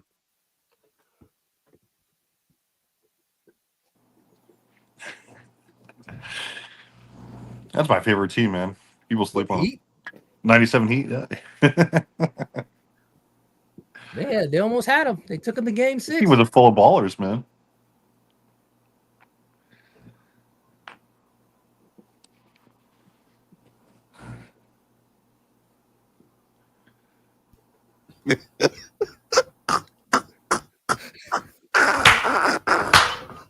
Yo, so I almost got my ass beat for those Jays, but I know how to run. Is that B. Lee? No, that's not B. Lee. I know how to run. I know how to run. Unlike Gilbert Arenas, who got his ass whooped for them Jays. I run. They ain't catch me with them Jays. Fact. So, but we don't put the link up for y'all. The panel leather ones here in Chicago are called the Killer Mics. It was a lot of deaths around those panel leather black and red mics. In the city, they was called the Killer Mics. I mean, what's the point of having Jordans if somebody could catch you and whoop your ass for them? Like, you got to be able to run in Jordans. Y'all need supposed to be able to fly. Y'all can't fly in Jordans. Y'all can't run in Jordans. Like, catch y'all, whoop can't do y'all. none of it because once they bend up front, it's a wrap. They meant to be worn on hardwood floor, not cement pavement. Yes. Yeah, y'all motherfuckers wear them to job interviews. I don't know what the fuck y'all be talking about. What up, Jobs? What are you doing? Oh, Twin Man up here. What's up, Twin Man? Twin Man. What's up, bro? I'm still not talking to you, John. Still not talking. Which one of these guys with sidekicks or not? Yes or no? Which one? Ask him what's his definition of a sidekick before you answer, because his is all over the place. That's true. What is it? No, what is it's the sidekick? What's the sidekick, Twin Man? Kobe Bryant. Person who is not the focal point of the team. The team is usually going to be built around the primary player of that team. So a player like Shaq, a player like LeBron, a player like Jordan, the team was built around them. So people who stand out to me are Pippen, Wade, Kobe, Dumar. I think Steph needs to come off. So Steph, Gasol. So KD was the sidekick. Yes, unfortunately. From your definition. Even though he was the best player, that was Steph's team. Because they were still running the same offense where it was primarily based around shooting threes. So I think Steph will come off. Okay, so Steph comes off because the funny thing is that like Brandon was saying, nobody really calls either one of them a sidekick. It's kind of an odd situation. Right, and back to that list, it's weird, but Magic and Kareem get the same treatment. Even though, in my opinion, when they got Magic, that was Magic's team. Well, Kareem really nobody before 91 was labeled a sidekick. They was just a team. I'm just giving you my opinion. Yeah, I'm just giving you my opinion. It was still widely seen as Kareem's team, but in my opinion, once they got Magic, I think Kareem took a back seat to hand the team over to Magic. So Kareem got 5 sidekick rings? 3. Honestly, yeah. I just got one question for Twin Man. How can your top 3 players in history have 5 sidekicks? He was the MVP in 1980. Kareem was a sidekick in 80 when he was MVP? I just asked Twin Man one question. Go ahead. Who was the sidekick in 72? Knew he was gonna say something about the Knicks, bro. I'm not talking to Kareem. So you won't tell me who the sidekick was in 72. You personally should know. I'm asking. I'm not talking to you, John. I'm not talking to you. Hurt my feelings. Talking about my Knicks, and I'm not talking to you. This is not about the top. I'm not talking to you. We're talking about the past, and I mean, 72 was a long time ago. I'm just asking. Who was the sidekick for that team a long time ago? Oh, Rob. So look. Who would you say is the sidekick? He says Steph is not a sidekick. And to be honest with you, Twin Man, we got somebody else here who says Kareem's not a sidekick. Magic has 5 sidekick rings. Who has the sidekick rings on Kareem? That's why I said the sidekick logic only started with Pippen. Well, here's the thing. If you now hold up. I agree with that, Johnny. It definitely started with Pippen. But if we're gonna take the narrative all through NBA history, that's why I said it's my opinion, the Kareem and Magic thing. That's my opinion. I can't give that a definitive who was a sidekick in that instance. But if we're gonna be honest, the only true sidekicks on this list, if you go back to the list, because I can't even say David Robinson was a sidekick. He kind of gave the keys over to Tim Duncan. You guys got to remember, this is not just being a sidekick. This is sidekick rings. We're trying to figure out, do sidekick rings count? Robinson. No. So you saying sidekick rings don't count? Knicks. And the way it normally does, it doesn't. It doesn't count because look at the disrespect Scotty got his entire career. When honestly, if Scotty's not there, Jordan doesn't win 6. That's what I'm saying. He's proving our point. Scottie Pippen is a definite sidekick. There's for sure. They said Duncan was a sidekick. When was Duncan a sidekick? Goodman, here's a take Duncan for you. was not a sidekick. Brandon Chat G2PT told me the sidekick in 1972 was Willis Reed. Because I knew you was going to answer my question, so I asked somebody who I thought. Twin Man. So here's a question for you. So out of I'd say you can only be a sidekick, right? If you win rings and you're not leading in any category. The only players that happened to on that list were, I believe, Kareem for his last 2 rings and David Robinson. No, the sidekick conversation started. Would you rather have sidekick rings or no rings? How about that? That should be the question. Would you rather be a sidekick to some rings? Honestly, if I'm Derek Fisher, I got the same 5 rings Kobe got. Right, a ring's a ring. I'm gonna be real, but we're talking about how NBA and NBA looks at these players. Who's giving love to Robert Horry? Allen Iverson get more respect than Scottie Pippen. That's real talk. Like John's not wrong. Chris Paul too. Yeah. Not wrong. Steve Nash gets more love than Scottie Pippen. So what y'all want? Like, rings that bad for the sidekick, but then y'all don't want ring culture to be based on rings only. I'm confused. It shouldn't be. Their NBA careers shouldn't be based off. It should be based off. But then you don't want rings talent level. Now somebody ranks someone with no rings. Oh, someone because y'all don't want to count Scottie Pippen's rings. The NBA contract. Y'all don't want to count Scotty 6. The NBA contract. Count Scotty. It's gonna hurt Jordan. The NBA contract. Right. Let's be real. If Scotty's not there, they don't win 6. If Scotty's not there, they don't win 6, bro. It helps Jordan. You got to give Kyrie his ring because it helps Jordan. Nobody cares about McHale, Paris, Tony Parker, Steph Curry, Kevin. Nobody cares about those players. I'm glad that Brandon. 75 players you name. All these players is top 75 except for Gasol. Brandon, you said it best. Maybe.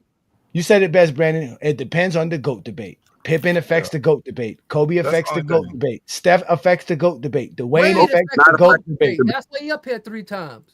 Steph the debate. He up here 2 times. Shut one man. I ain't gonna keep saying that. Y'all got weight up here. Well, we got to replace Steph. We got to replace Steph for KD. Yeah, you have to, even though he was the best player on the team. You got to replace him because we all know Kevin Durant's rings don't. They brought KD. They brought KD there for Steph. Yes, I thought it was for LeBron, but yeah. So, in the sense of what I said in 06, so that would make KD the thing. But usually people usually say Steph's the sidekick. That's why I put him in there. I didn't base sidekick. Johnny, honestly, I've never heard anybody say Steph was the sidekick in that situation. They said that Steph basically saved KD. KD had to run the Steph to get those rings. That was after 2022. Because after 2019, KD was the best player in the world. Now, the only person that was pushing that bullshit narrative was Skip Bayless. No, it was all of them. Again, it wasn't until Kobe did win without Kevin Durant.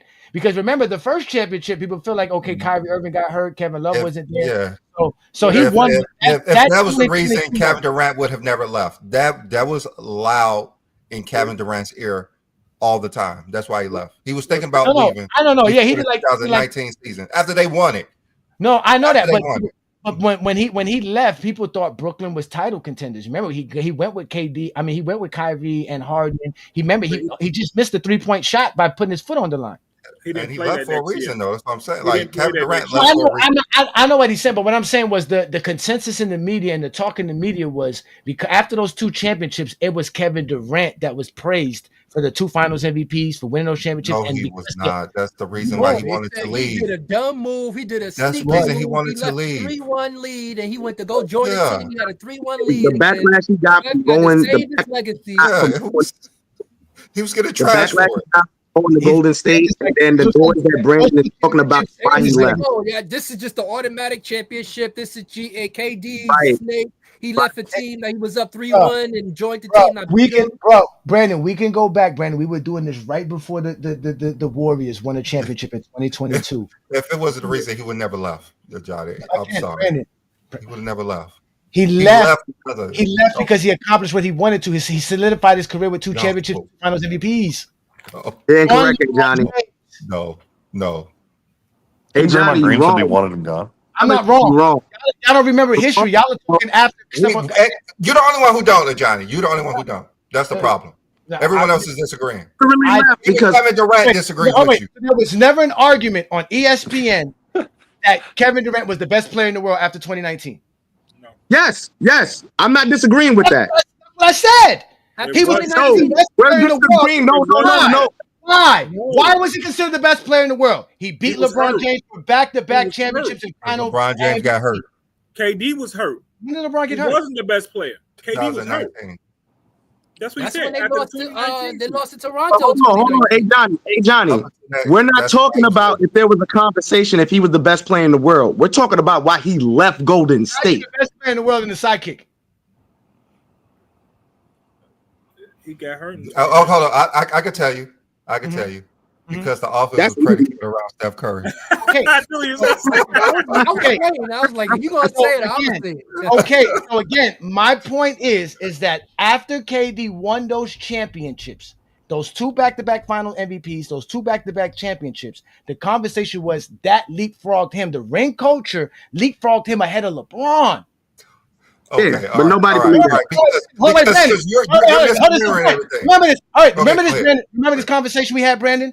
How come the conversation was Stephen Curry tied LeBron with 4, but it was never Stephen Curry tying LeBron with 3? Because he won his ring in 2022 because he played with Steph, because Kevin Durant was the best player on the team. I'm going to ask the question again. Yeah. Why was the conversation? It's the same scenario. He matches LeBron with 4 in 2022. He matches LeBron with 3 in 2018. No one says Stephen Curry and LeBron have the same amount of championships. After that happened, on the team. Because Kevin Durant's best player on the team. That's what I just said. So after he won the 2 championships, he was considered the best player in the world. He got boosted up to that level. They lost the championship. He left that team even after that 2019. Because remember, Stephen Curry didn't make the playoffs in 2020. He looked horrible. You just misremembering everything. I'm not. Because what I'm telling you is, as soon as Stephen Curry won in 2022, everybody got amnesia and forgot what they were saying about KD in 2019. No. Okay, no. Why did Draymond Green and Kevin Durant get into it in 2019? Because Draymond Green ran around and dribbled the ball out of bounds like an idiot. No, why? Because he's an idiot. What did he say to him? What did he say to Kevin Durant? We don't need Kevin Durant a bit. He called Kevin Durant a bit. We don't need I know. He said we don't need you. They obviously did. And he's been hearing that for 2 years prior. Once he heard from the teammate, he was done. He's like, okay, well, everyone thinks this. Everyone's thinking hold up, Brandon. This is that weird situation that you get into. This is that weird situation y'all get into when both of y'all be right. So there was absolutely a conversation about Kevin Durant being the best basketball player in the world, but we know that was predicated on LeBron hate. They had to boost somebody over LeBron. Thank you. That's my point. That's why I'm saying. Let me finish. That's why Steph was considered the 2-time sidekick, not Kevin Durant. No, but go ahead. I feel you. Let me finish. We already know why Kevin Durant left. Your logic, but we know why Kevin Durant left. Steph, which felt made like it easier for Durant with those Finals MVP. Because like you said, Twin Man. Finals MVP. No, but my logic is what Twin Man said, because the team is built around Stephen Curry, so you can kick Kevin Durant off. Why he's on this list for the sidekick rings then? Because at that time the narrative was that's the sidekick. But like I said, I just told you we can switch it. We can make it KD. I'm not going to say I don't care who the sidekick. By your logic, you have they both got 2 championships under that span. They've all got 2. Listen. Stephen Curry's championships are not more valuable than Klay Thompson's, Draymond Green's, or Iguodala's. They all got 4 championships under the same situations. I don't care what nobody tells me. Your championship ring is your championship ring. They're all winners. They're all 4-time champions. What separates them is their production. That's what I always tell y'all. It's your production, what you actually do on the basketball court. That's what I always tell y'all. Stats, accolades, and achievements. That's what I go by. I don't knock players for being on a second fiddle or whatever the hell y'all want to call them. Exactly. Production matters. Let's let some other guys up here, because we got some other guys here as well. Shout out to Juan Boy in the building. Peace and blessings, brother. What you got for us today? LeBron James. LeBron James. I'm looking at this list with the guys with the sidekick rings, and it's a nasty discussion altogether, because it's a team sport, so everybody has to contribute. You know, you can't go say that Tim Duncan will win his first 2 rings without David Robinson. No, David Robinson was just enough of a leader to take a back seat to somebody younger, more skilled, more polished on both ends. And now what people are doing, or they are taking these guys as sidekicks to either boost Kobe up or tear him down. So it's like a double-edged sword, because we all know that he won 3 rings as a sidekick. You know what I mean? And there's nothing wrong with that. He was a great player. Shaq probably doesn't win those 3 rings without Kobe. Nobody's saying that. But he was the sidekick. And we just talking about, what he did with Shaq. Kareem, that's debatable, because, Kareem still had some good prime years. Like you said, Kareem got hurt, but he also won MVP the year Magic won his first title. So there's no clear-cut answer to who the best player on the team was, because everybody contributed in different ways. And so, I just think it's a nasty conversation to discredit guys like Kobe or Scottie Pippen, because they don't win those rings without those players.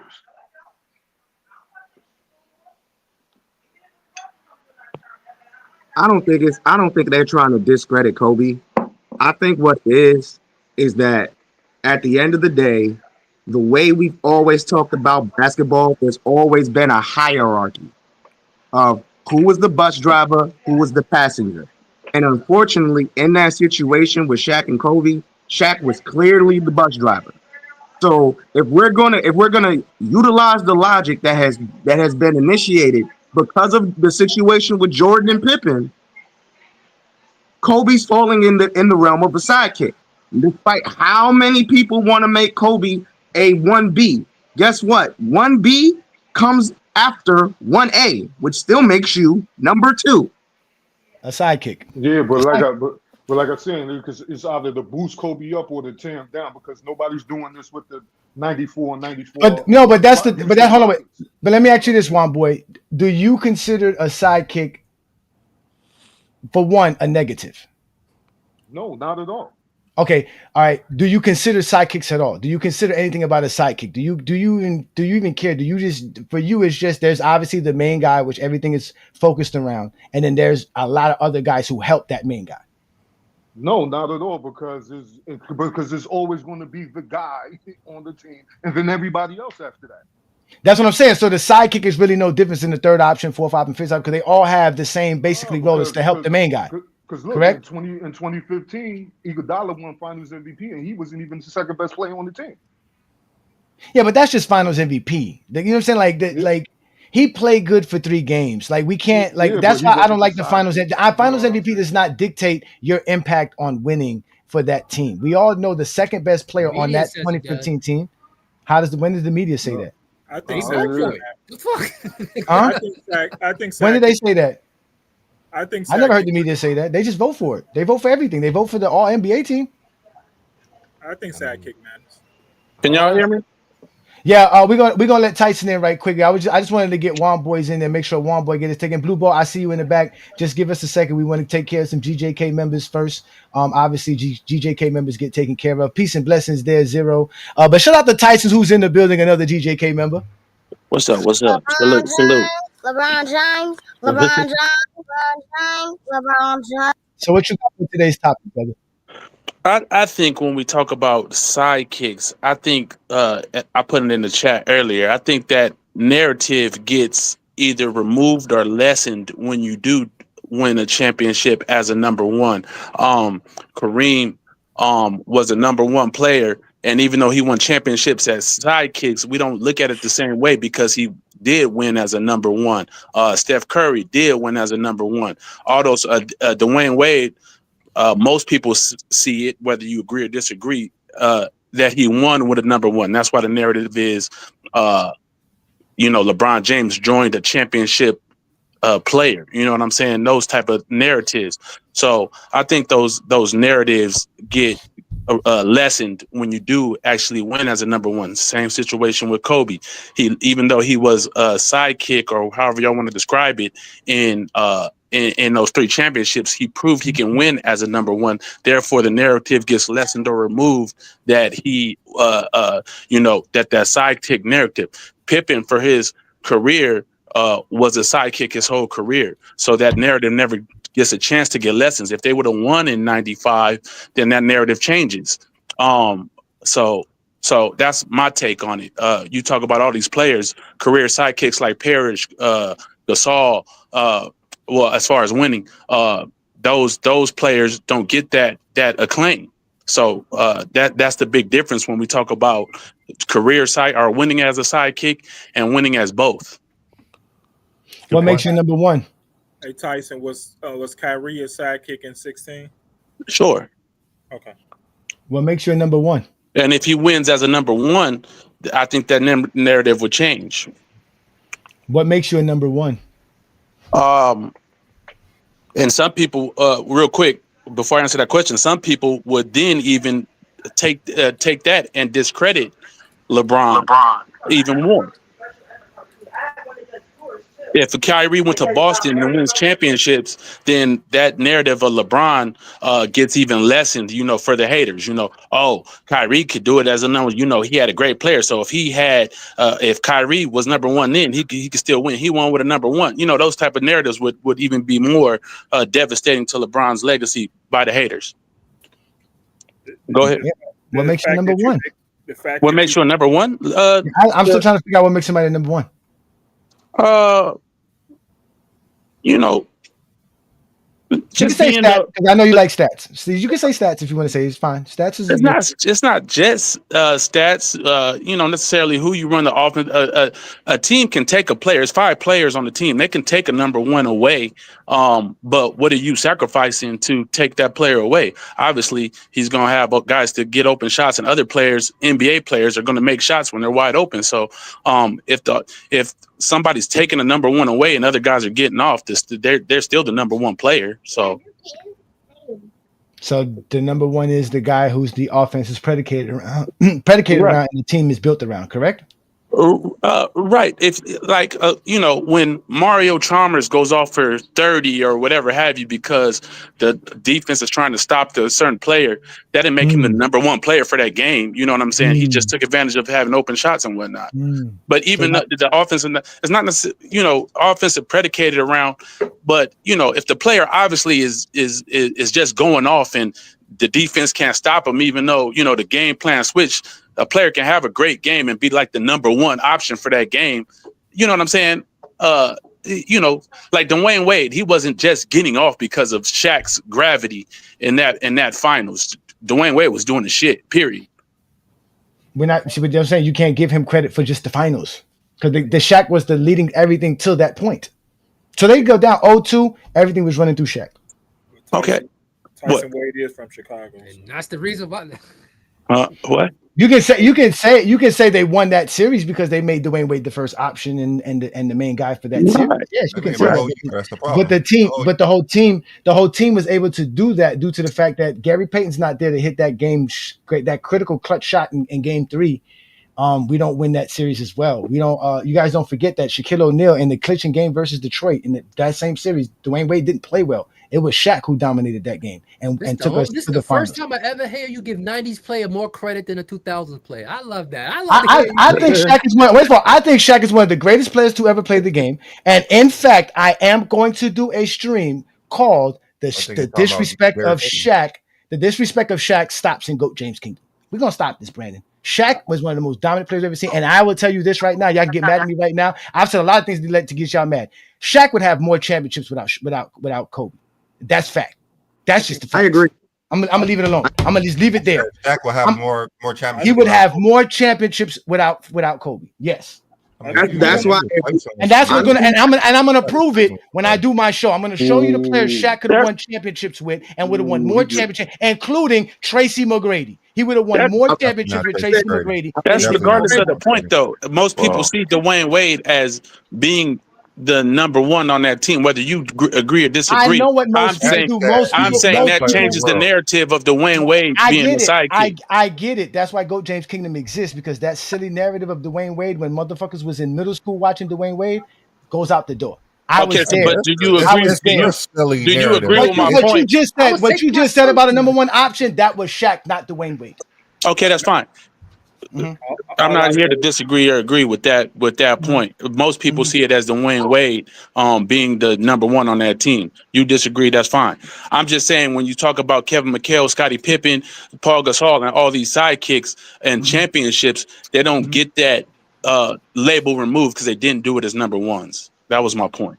No, the whole number one things, that the reason it didn't start with McHale, it didn't start with Kareem and Magic and all, it didn't matter. Magic didn't win one as a number one. He had Kareem for all 5 of his, and everything was predicated on giving Kareem the ball to do to Skyhook. So Magic was never considered the number one on any of those championships. But that's my point. How many rings do you count then? That's what I'm saying. How many of those rings count? That's my point. It doesn't matter. Does he have 5 rings though? If it's just one. So Scottie because that gets removed when you get it gets removed because Jordan never relinquished responsibility for Scottie to score. Forget all the other stuff Scottie Pippen was responsible for, because Jordan wouldn't allow Scottie to score. Because you got to remember that '96 team was built for Scottie. That after Jordan left, they brought in Kerr, Harper, Kukoc, Longley. All those guys were brought in for Pippen. Scottie Pippen, when Michael Jordan returned, Phil Jackson said it word for word. Scottie Pippen is the best player. He makes everything run for everything that we do here. He just does more than Jordan. That's what he does. That's Phil Jackson's words. So you're saying Pippen was the number one on that team? By the way you talk about options, yeah. Because we're not going off of the stats. Pippen was the number one option on offense? No, see, you didn't say by being the number one option on offense. You said who the offense is predicated around. The offense is predicated around Scottie Pippen. When I say that, I'm talking about the number one option. Yeah.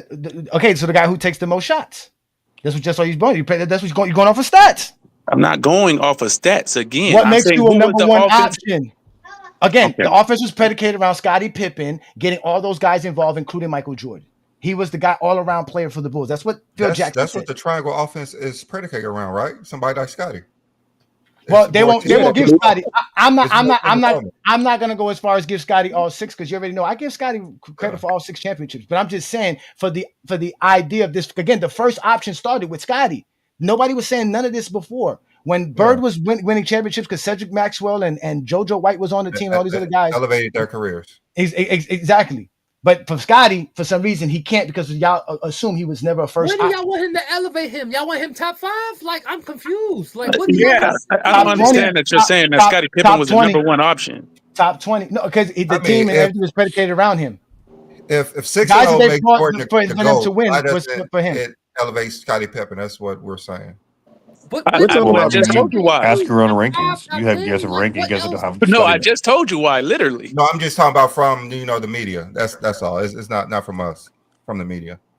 I just feel like the disrespect of nobody considers Pippen the number one option. Listen, the number one option is always your best I don't score. care what everybody says. thinks. To be honest with you, Tyson, a lot of people think the world is flat. Do I care? No. Well, you're asking these questions. Because I wanted to make sure how you determine the first option. You said that the team that's built around the offense is built around them. I'm telling you. No, I said in '95 when Scottie Pippen was the number one option, Jordan returned to be Scottie Pippen's sidekick. The Bulls' whole team and the whole offense that they were running around that blame time. Jordan for losing in the second round to Magic. Then I don't hear nothing about Pippen, right? The main guy. Because we never all about Jordan is the reason why. Because when we hold Jordan to the standards that Jordan fans hold other people to, all of a sudden it becomes a silly logic. Just like how you explained it. I don't care. I don't care who the offense was built around. The fact is, when Jordan came back to the team, because we know what happened. Because we know what happened. Yeah, the stats. Jordan scored more and shot more. Because he took over the offense. Whoever it was built for, he took over the offense from a scoring standpoint. Phil said Scottie does more than Jordan. You can look at the scores all you want to. Scottie is the guy. That's what he said. That's what Phil said. I'm gonna go with Phil, not you. Since you want to go say what everybody else said, I'm gonna go with what Phil said. This is the semantics that we go through. We saw what happened on the floor, regardless of what he said. First of all, I'm not gonna cut you off, Tyson. Go ahead and land your plane, brother, please. All I was saying was, regardless of what Phil Jackson said, we were able to watch and see who was taking the shots, taking the big shots, who was scoring more, who was lifting, who was you know what I'm saying, in control, who the offense was predicated around as far as on the floor. Now, if it was predicated in the coaching room, they were saying Pippen is going to take this shot and Jordan took him. I'm sorry, Jordan took him. So that's what we see with our own eyes. Predicated around someone who didn't want to pass the ball to Kukoc for the final shot. That's crazy. Jordan would. I don't know. They called the offense for him, and I remember the Paxson play was called for Paxson instead of Jordan. I remember the Kerr shot was for also Kerr, not for Jordan. Yeah, but I don't remember Jordan saying I'm not going to go into the game because somebody else is going to take the shot. I ain't seen nobody. Because Jordan could do what he wanted to do. Jordan got a lot of those. Jordan quit though. Jordan said I don't want to play no more because my life is too much. Jordan said they double team. I'm gonna give you the ball. I ain't never hit Pippen say I'm a double team. I'm gonna give you the ball. I heard Pippen say I'm not getting in the game because that wasn't a play call. They could have did that. Coach don't believe you. The coach that told you do everything don't believe you can hit a shot to win a game. He did because he called the play for him to get the play before. Okay. He did believe that. Okay, the guy that you said Pippen said does the ball and does everything. He didn't. I didn't say that. I said Phil said that. Go argue with Phil. Go argue with Phil. And trust him. You're not a coach. Phil didn't tell Phil. Your assessment of what Phil did. You're not a coach. In the playoffs. You're not a coach. Your assessment of Phil's strategy is asinine. It means nothing because you don't know how to coach basketball. For you to challenge him and say that he can't call a call for Tony Kukoc and Pippen can't get angry about it, it's nothing to do with the conversation. It's again, this is what y'all do because Michael Jordan couldn't win without Scottie Pippen. That's what y'all should be saying. Michael Jordan is the one that should have won championships without Scottie, not the vice versa. Because he's the one who only won with Scottie, and he's the only one who quit because he couldn't have Scottie. That's facts. So let's go there. That's no argument. Nobody's arguing that. I'm saying you can't argue facts. I don't bring up nothing but facts, not my opinions.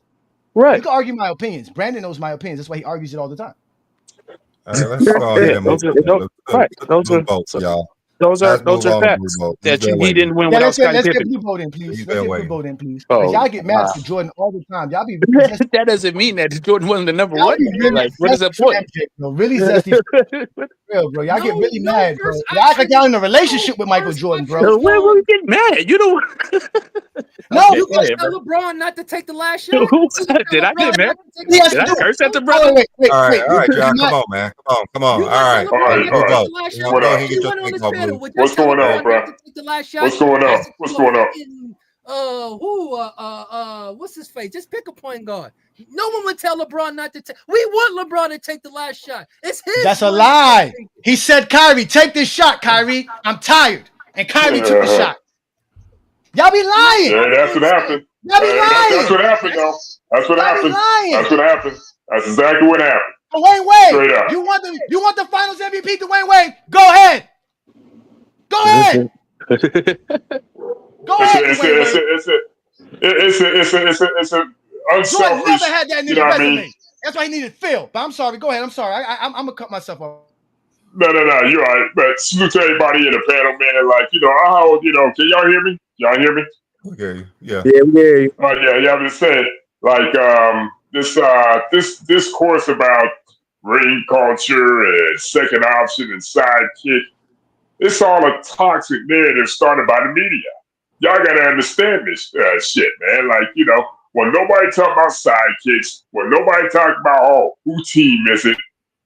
When the media of Michael Jordan came in, period, end of story. You know I'm a Jordan guy, you know what I mean? But even I recognize the whole narrative around trying to protect Michael Jordan's legacy for whatever reason to make him bigger than he already is. He don't need enough credit to what he already has. And you seeing Scottie Pippen fell a victim to that shit, right? Because they loved it. Like, even back in the 90s, for somebody to say Scottie Pippen was important to the Chicago Bulls was blasphemy and straight up disingenuous. I was watching them games in the 90s, okay? I was watching those games. And like, Scottie Pippen was one of the most important, integral pieces of those Bulls championships. You can't act like he wasn't. The rebounding, the scoring, the defense, the assist, all that shit. So was who? Kobe. I'm not saying he wasn't. That's a whole different conversation I'm going to get to. But anyway, like, this whole ring culture thing, like, Michael Jordan, they were calling Michael Jordan the greatest of all time as soon as 1991. King John knows this. He's from Chicago. You know what I mean? King John knows that. He knows that. ESPN, Sports Illustrated, all the basketball National Enquirer. Everybody was the streets of Smith. Everybody said he's on the verge of becoming the greatest of all time. And when he won his first and second ring, greatest of all time. Greatest basketball player we have ever seen. Kareem had 6 back then. Magic had more rings. Larry Bird had 3. 1992, Isaiah Thomas. He had many rings as Isaiah Thomas. But yet, people are, moving the goalposts, changing the standard to the point where, what is the standard? What is the standard? What is really the standard? You know what I mean? And what's really the standard for a sidekick? Which leads me to the whole Shaq and D Wade thing. Like, people want to say Dwayne Wade was the best player in 2005, 2006. You got to take that in context. And Johnny knows this. Wasn't Shaquille O'Neal hurt during those 2005 playoffs? He was injured. He was playing hurt. First step back. He was kind of injured, part of that because Shaq. That's what I'm saying. He was on the decline. I'm not gonna say Shaq was the prime Shaq, but he was on the decline. But he was still great. Well, he wasn't the prime Shaq, but yeah, he was still like the driving force. He was on the decline of his prime. That was like Brandon said. That was his last year. That was his last year. That was his last year of a prime Shaq. Yeah, I give you that. But yeah. It didn't officially, press for time and shit, but it didn't officially become Dwayne Wade's team until the 2006 finals when D Wade was putting up those ridiculous numbers. Yeah, those ridiculous scoring games and all that good shit, right? So the offense started to predicate to Dwayne Wade in the 2006 finals. You can say it's like a 1A, 1B thing with Shaq, but I give you Dwayne Wade had an impact. Straight up. But for me, it's like people want to discredit Shaq when it comes to Kobe, when it comes to D Wade. Now, I understand, like you said, he was starting to be on the decline, especially in those 2006 finals. But that like he didn't have an impact on that Miami Heat team. It's like very disingenuous in my book. We all know what's the story with Kobe and Shaq, but they really do it with with the Miami Heat. But I give you to the point where, Shaq was starting to be on the decline, especially that second season of Miami when you had the wear and tear and the injury starting to mount up. But for me, it's like this whole ring culture sidekick shit is yet another toxic narrative created by the media. And it started with the people who came up in the Michael Jordan you know? And this is coming from me as the guy that still got Mike as the GOAT. You know, Michael Jordan as the GOAT. But end of the day, it's like for me, all these narratives, all this fake, fabricated shit that will actually happen. People like to twist all these narratives and shit to fit their argument, man. And it's like, end of the day, it's a team game, man. Some players, just stand out more than others. The NCAA tournament, you got the most outstanding player, right? Finals MVP is the same thing, you know? It's just Finals MVP is a part of a resume to give a boost to a certain player, you know? But for me, it's like, it's a whole... I feel you. I hear you. Listen, man, we always talk about this. It's always the narratives. It comes from the media, because I've always told y'all there are zesty Jeffries in the media. I just recently watched Jalen Rose, and I think John posted it, say that Kevin Durant is too small to play Jordan one-on-one. Yep. That's ridiculous. That's ridiculous, man. That's ridiculous. And Kevin Durant is damn near 7 foot. Kevin Durant is damn near 7 foot. For as great as Michael Jordan is, he's not stopping Kevin Durant from scoring. I don't care what nobody say.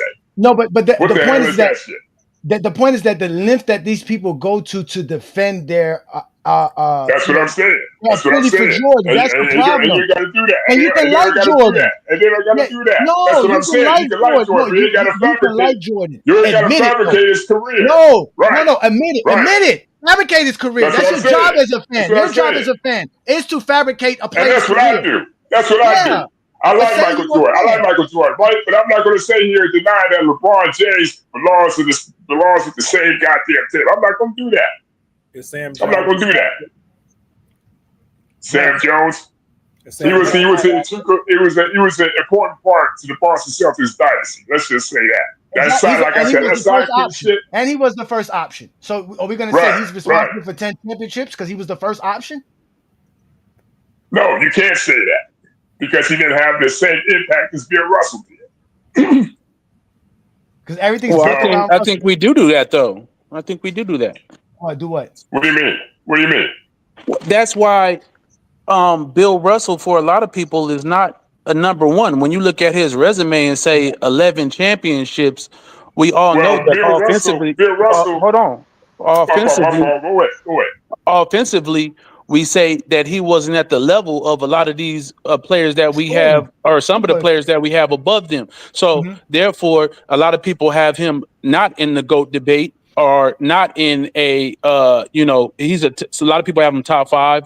A lot of people, but as far as a GOAT debate per se, a lot of people don't have that. And when we talk about Wilt Chamberlain, some people have Wilt Chamberlain above him because of his offensive Tyson, don't go to Wilt Chamberlain. Don't go to Wilt Chamberlain. We're going to go to Sam Jones. Leading scorer, first option, 10 championships. Why nobody praises him? Right. Well, that's a good point, and maybe they should praise him more. But all I'm saying is because Bill Russell wasn't that offensive juggernaut that Wilt Chamberlain or Sam Jones, for that matter, was. He doesn't get put. Don't tell me the symptom. What is the remedy? How do we make sure people don't tell me the symptom. We know people ain't praising Sam Jones. You're telling us they should. Or Hondo, for that matter. Don't make a plea to should. We have to call these people out. This is why I attach a name and a label to them. So that you could identify these people. Because when you just say people, you're making it too vague. The people you are talking about specifically are zesty Jeffries. That's fine. I don't. Hold on, Tyson. What they do is they create an argument for the sake of an argument. So for Bill Russell, the argument is he's not the first option. Right. Now we bring in Sam Jones. The argument will change. They will switch the argument just for the sake of an argument. And again, it's all to protect Michael Zesty Jeffrey Jordan and his legacy. We have been pampered. Even people who don't consider themselves Michael Jordan fans have accepted the bullying of Michael Jordan fans and Zesty Jeffrey telling us lies about Michael Jordan and his legacy. And anytime you address these lies and show that it is a lie, they call you a LeBron sexual or somebody who doesn't know basketball. You get bullied to the point to where low and Gilbert Arenas could sit on a live for 3 hours, say nothing about a true conversation just for the sake of appeasing Kobe Bryant fans, who are just guys who just only because those are the guys who didn't see Michael Jordan play, so they must attach Kobe to Michael Jordan. So we must make sure we keep Kobe's legacy intact as well. We cannot disturb that. If we do that, we're messing up Michael Jordan's legacy. That's why you got Michael Jordan fans and Zesty Jeffries making clips of this, like Zesty Fitness and Rants, Hungry Man Sports. All of them are talking. None of them are Kobe Bryant fans. None of them are Kobe Bryant fans. Roe even doing stuff. Scapperchak just made a T-Mac is trash video. And that's what I'm saying. That's some bullshit. He's a Kobe fan. And that's what I'm saying. Like, and that's what I'm saying. Like, a lot of these fanboys get upset because of certain facts you point out for a certain player. You know, I mean, and LeBron fans do it too sometimes, but I'm just saying, like, it's concrete evidence right there. T-Mac and Kobe Bryant were neck and neck in the early 2000s. Am I right? Am I wrong? They were neck and neck. You know who are real Kobe Bryant fans? Brandon's a real Kobe Bryant fan. Gilbert Arenas. That's what I'm saying. Right. Those guys are real Kobe Bryant fans because they are not insecure about other players that are just, they're not insecure about Shaq.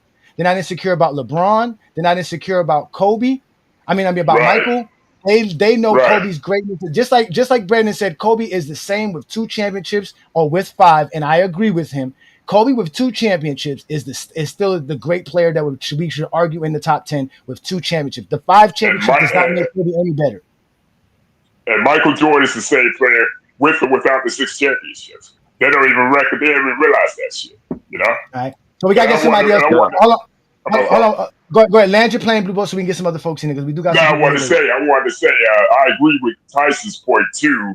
I want to ask 2 questions before anything to him. Like, I agree with a certain point. We can't ask the questions. We can't ask the questions because we got too many people. We got too many people coming up. Because Ro's about to go on his soliloquy. Let's watch this. Let's go. Peace and blessings, Ro. What's good, Ro? What's good, brother? What you got? To shut my shine down, bro. Hey, what's going on, guys? I'm sorry. No, I'm sorry. I got to let. There's so many guys up here. We got to let everybody up, y'all. You know, we run a tight ship. You guys, as members, you guys get to speak, but we got to let people up. Ro's been patient. We got another gentleman here, Kenneth Wright, that wants to speak as well. So yeah, no doubt. I'm gonna be quick. I'm gonna be quick. I ain't got much to say. It really just did. Like I said, the issue goes both ways. It's a lot of people. It seems like everybody is in it to protect their own image and stuff like that. And I can understand that, right? You like a T-Mac, bro, his career went the way it went. It was a great career, just didn't have the playoff success. So of course he's gonna, like, who is not gonna speak on their accomplishments in a great light? You understand what I'm saying? I think the one sad part is Kobe is not here to speak on his own. You understand what I'm saying? Unfortunately, I mean, it seemed like his, Vanessa and them don't really, like, they know what Kobe did. So ain't nobody really, unless you really, really rock with him. You know what I'm saying? At the end of the day, we know what it was. I think it's too much about the sidekick because at the end of the day, championships are not given, as we see, like one wrong move, one bad ball, whatever, one missed shot. That championship might not happen. You know what I mean? You got to go through 4 rounds. So at the end of the day, look, everybody's doing it. And at the end of the day, we also, this is the business of competition. So everybody gonna be competitive. Once you hung it up, of course you're gonna speak on your resume and things like that. You know what I'm saying? So, I mean, I think it's all to do about nothing. You know what I mean? At the end of the day, you do your best. Guys like Malone can salute, guys like Malone, Barkley. Yeah, Barkley makes himself fodder, right? Oh, you the ringless one. You know how much better he was than Kenny Smith? But Kenny Smith throwed up 2 rings over him. That's because Jordan's been doing that, Tim. They watched Jordan make fun of him for that. But Jordan, but see, Jordan. But that's if you know Jordan. Jordan is a troll. Jordan is Jordan still. I mean, if he did hang out with Barkley, he would be beating his ass at pool and shit, golf. Matter of fact, when they was still rocking, that's after they stopped playing, he was beating them at golf. That Jordan, we see quarters off the wall. That's just the way it is. The fact that you're a competitor, that's what I say. Go out there, do your best. everything will speak for itself at the end of the day. But everybody needs to stop with the sensitivity. You understand what I'm saying? I mean, they just need to stop. Like, why are we whining about this, bro? But again, it's what it is. So if and I'll say this, Jordan, I'm gonna say this, y'all gonna be mad at this. Y'all talk about Jordan do the same shit, but Jordan ain't got no Mind the Game podcast. He hung it up 23 years. He ain't getting to no damn podcast, and he don't do interviews. So he had a whole documentary. Okay, the documentary that was so he took the film. Man, nobody cares what Jordan. Y'all, nobody cares what people say. Y'all the only one running around here caring what player says. No one cares. Literally sat here and told us what Phil said. Now we're not supposed to care what I said players. By the way, Phil was talking about the game of basketball. LeBron talking about ring culture got nothing to do with nothing. That y'all sitting here upset at these guys talking hypotheticals. We're not talking hypotheticals. We're talking what Phil said about his team. You gonna have a video showing that T-Mac would have won a title with Shaq. We ain't never see that. Yeah, because we're talking hypotheticals. That never happened.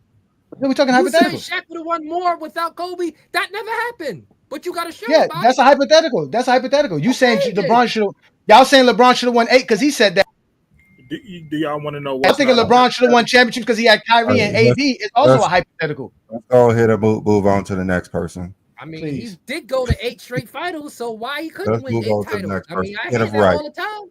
8 straight final appearances. Why he couldn't win 8? Again, dependent. I heard your feelings, Dealing. No, I'm cool. Just come on, kid him. Go ahead, Ken. Let's make sure everybody get their take off. Hey, thanks for letting me up. This is great conversation. Let me start by saying I'm 50 years old. Okay, I can remember in the early 2000s when the Lakers was winning, Jordan fans hated Kobe. There was a back and forth to no end. Somehow, some way, this whole thing changed now where people that love Jordan, I think Jordan is the GOAT. Let me just qualify that. But the people that think that, have this issue with LeBron James, I guess it's like the enemy of my enemy is my friend kind of like thing. Because now it seems like Kobe and Jordan lovers now, going after LeBron James for whatever reason. But I'm glad you're making this video, this conversation about the sidekicks. I've always felt like I'm a big Pippen fan, and I've always felt like he's been disrespected as far as his role on those 6 championship teams, just because he didn't score like Jordan did. And I think somebody said earlier, Jordan would have never. I don't care who you put on the team. We saw when Jordan was on the Dream Team. I don't care who it is. He's not going to allow anybody to take as many shots as he's going to take. It ain't going to happen. And when I listen to these kind of conversations, it always centers around who scored more points. Okay. What made Pippen great is the fact that he was versatile and he was a great team player and he was a great defender. Fun fact. The fact of the matter is that, Pippen don't have any defensive player of the years, obviously. Okay. But what he does have is on those all defense first teams that he got voted number 1 4 times. 4 times. Why is that a big issue? Because defensive player of the year is voted on by the sports writers. And this is back in that time, in the 90s. Defensive player of the year was voted on by the sports writers. All defense teams was voted by the coaches. Okay. And you couldn't vote for your own player. So you couldn't vote with coach. So Phil Jackson, Tex Renner, all these guys could not vote for a player on their team. They had to vote for who they felt the best defenders were on the other team. To me, that holds way more weight than winning a defensive player of the year. Having 4 times being number 1 all defense team voted on by your competitors, that holds way more weight than winning defensive player of the year. Dwayne Wade, I feel like when he won that Finals MVP in 2006, he got paraded to the foul line to like crazy. Okay, and the fact of the matter is that had a lot to do with the NBA changing rules to make it easier for perimeter players to score because they were trying to manufacture more Michael Jordans. I could go on and on. One last thing, Kobe Bryant. The only reason Kobe Bryant got that one MVP, we can talk about Steve Nash and all these other times, but that one year that he got the MVP, I think that was 2008. The only reason why he got that MVP was because toward the end of the season, he went against Chris Paul, because Chris Paul and him was battling for MVP that year. And they had that one game in LA where Chris Paul wet the bed and Kobe Bryant outplayed him. And everybody knew whoever wins this game is going to get the MVP. Otherwise, you can make an argument that Kobe would have never had any MVPs. Okay. I mean, there's a whole lot of things that, I'm listening. I should have wrote it down. But, again, me being a big Pippen fan, the disrespect that Pippen gets with regards to his role on that team, and also, James Worthy, Mikal, all these guys that you guys are talking about never get. Hello?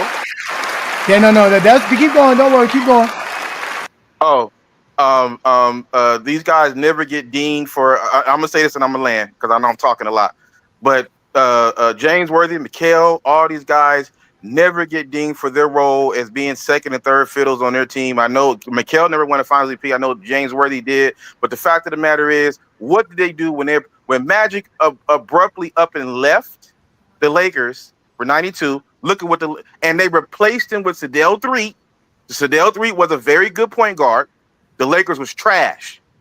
When Larry Bird went down with that back injury, like 4 games into the season, and they had Reggie Lewis who replaced Larry Bird, the Celtics was trash.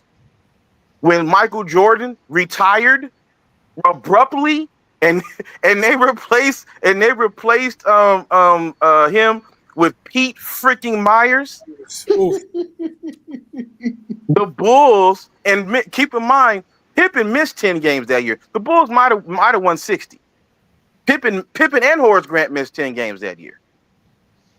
So I'm just saying, man, y'all seem to be disrespecting Scottie Pippen. Y'all, man, nah. Pippen was that guy. Facts. Thank you, my brother. Thank you. Yeah, I don't think we're disrespecting Scotty, but Again, where do y'all want to rank Pippen? We're not disrespecting Top Pippen. 20. Top 20. Let me ask this.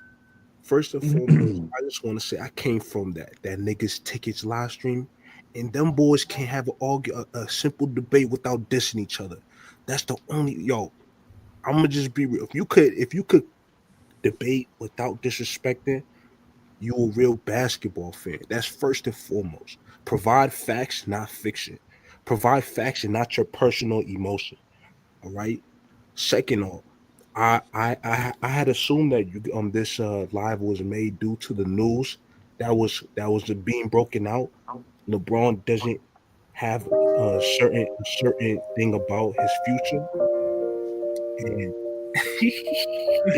and I just want to say that first and foremost, if you don't think he's number one, then for sure you're mistaken.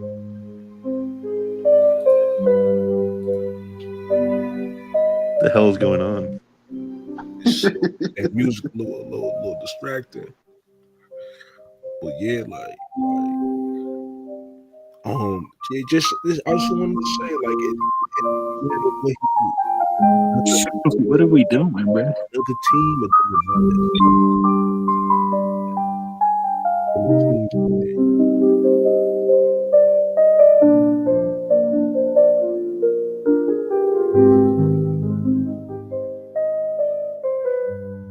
You done venting, Mike?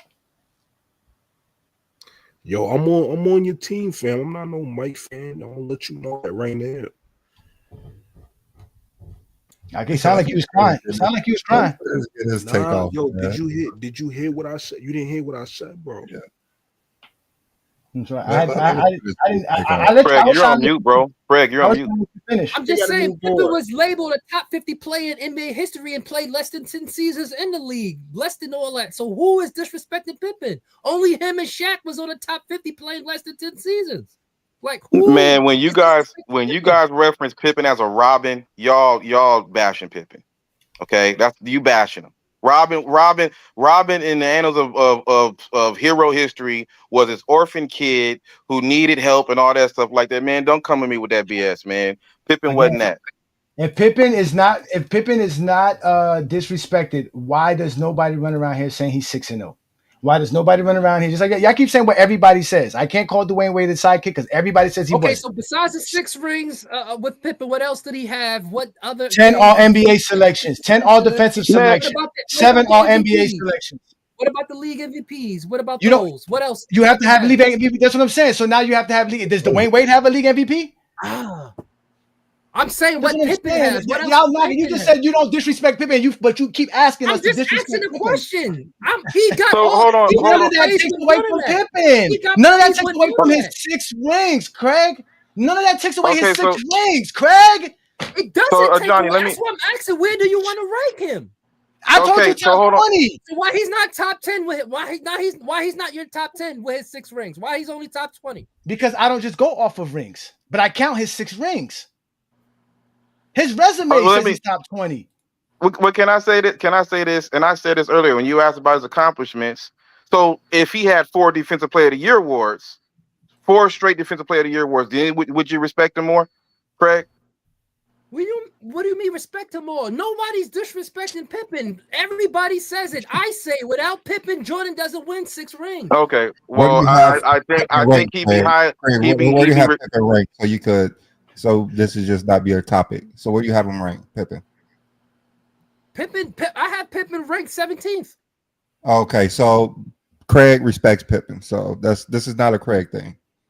So why is Craig standing up for people then? That was why I always ask Craig the same question. Where's the disrespect? He was top 50 outside of you, Craig. Outside of you, Craig. For you to assume that there's no top 50 players. Here's what I'm saying, bro. Like I can't be honest. I can't be honest because people want to get in their feelings. And that's what I get in my feelings because Craig wants to be in his feelings.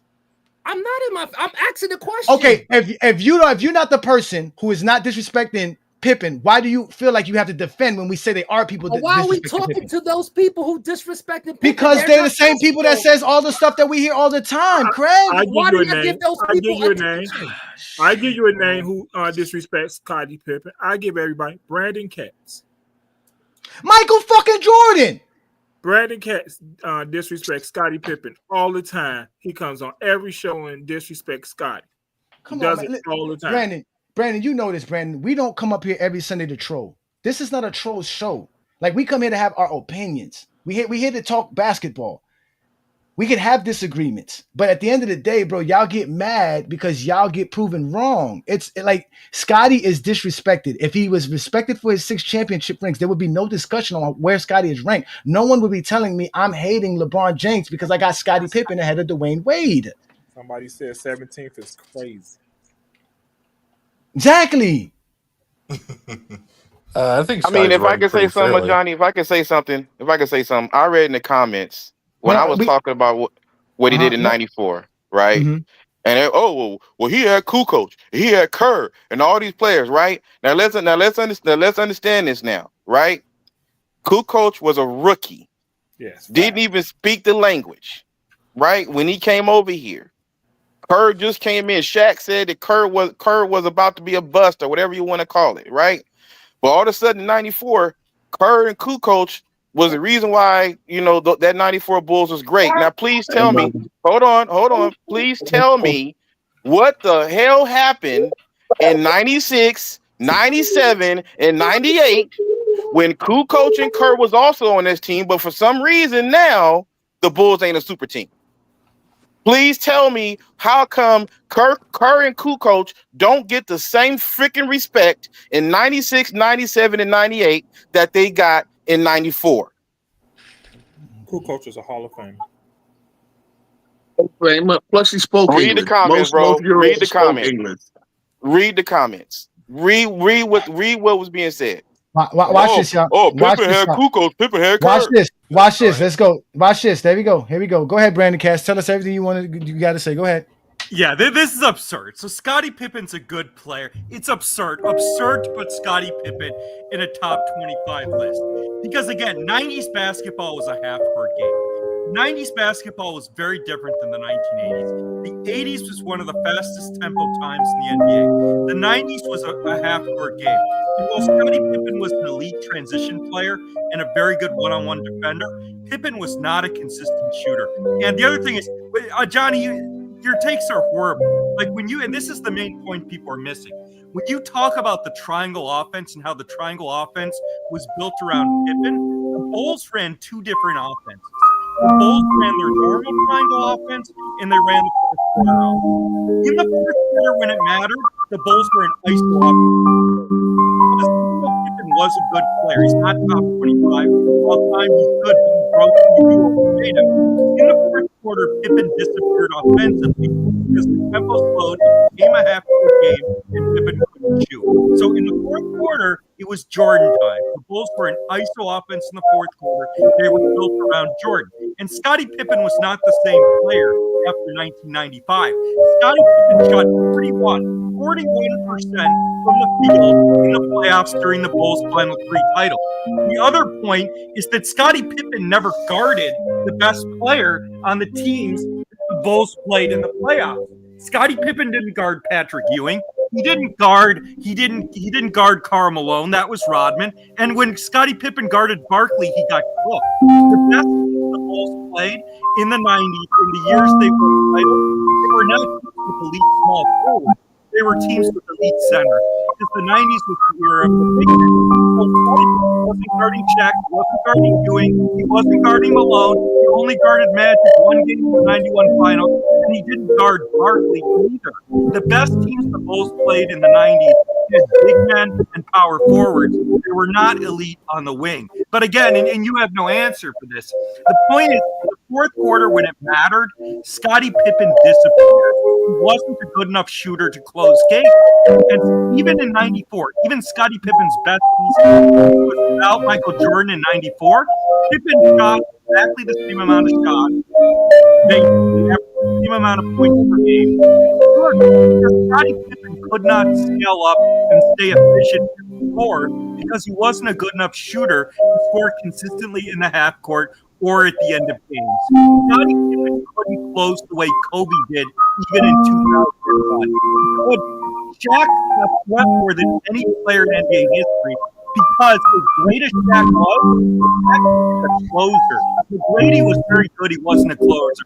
Penny Hardaway, Eddie Jones, they were closers. Shaq needed a closer like Kobe because he couldn't shoot free throws at the end of games. And Scottie Pippen would never be a number one option because he couldn't close.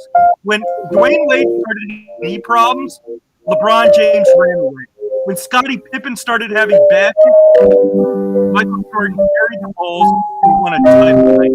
That's the difference between Jordan and LeBron, and one of the main reasons why Jordan is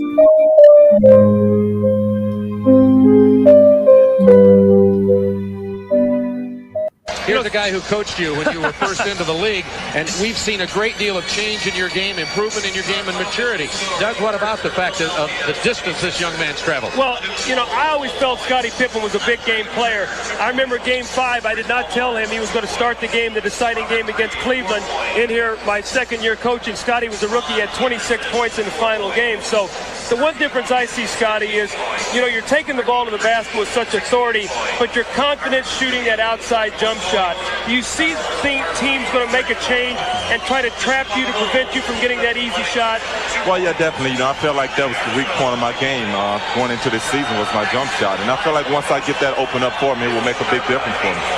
The one thing that you do so well, Scottie, there's so many things out there, but when you rebound the basketball and you can turn and push it out, you give your team such an advantage. Paxson can now run out and be a shooter.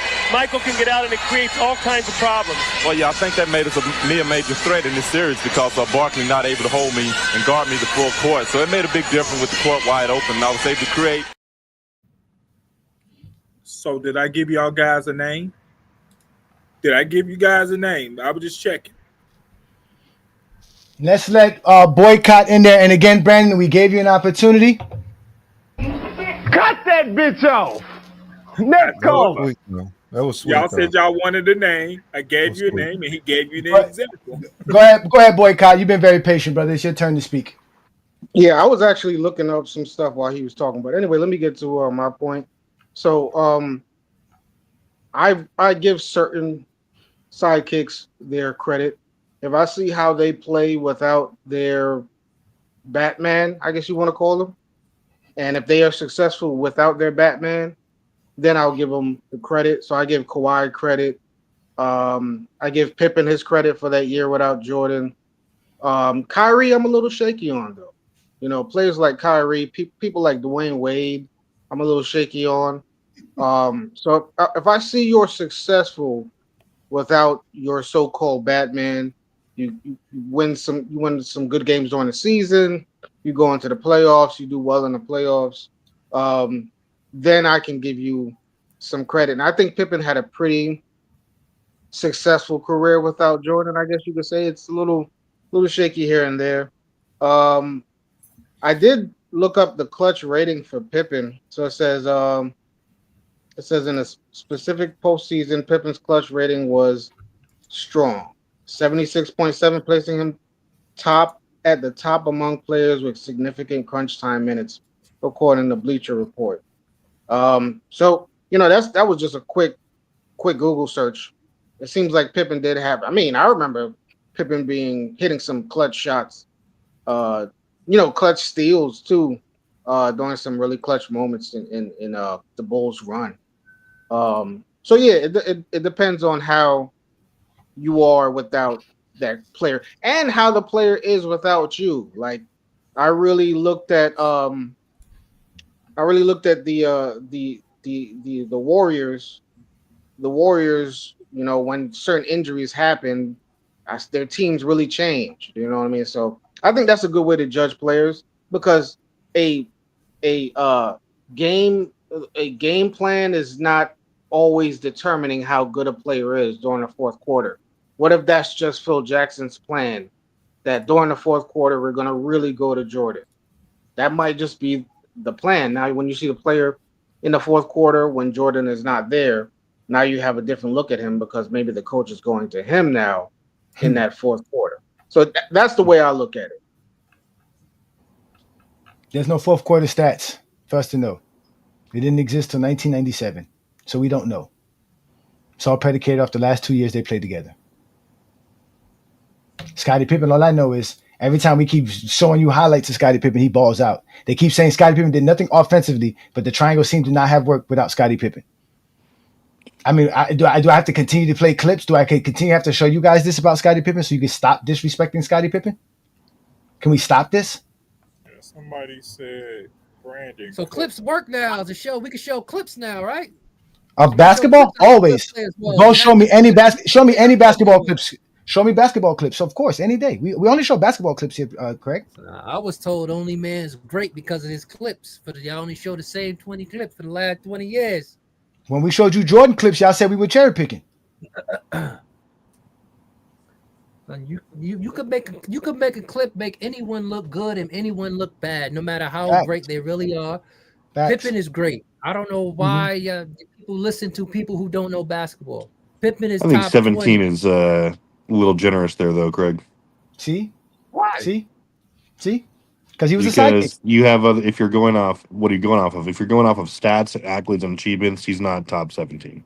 Yes, he is. If you're going off stats, accolades, and achievements, he definitely is. The only thing he's missing is what? A league MVP and a DPOY. And a DPOY? DPOY. But how many people in your top 10 has a DPOY? All of them. One. No. And it's a your GOAT don't even have a DPOY. It's a fake one. Yes, and it's a fake one. He has the king top 5. So Hakeem, Jordan, obviously Duncan got robbed, but I mean DPOY isn't the end all be all. Duncan got robbed, Pippen got robbed. Yeah, because I don't boost people up for Defensive Player of the Year awards. Said everybody named 2 people. So here, check this out. So here we go, Craig. So top 10, right? We know Pippen. Ben Wallace and Rudy Gobert is not boosted up in anybody's list for having the most. So here we go, Craig. Kevin Durant's higher than Pippen, right? Charles Barkley?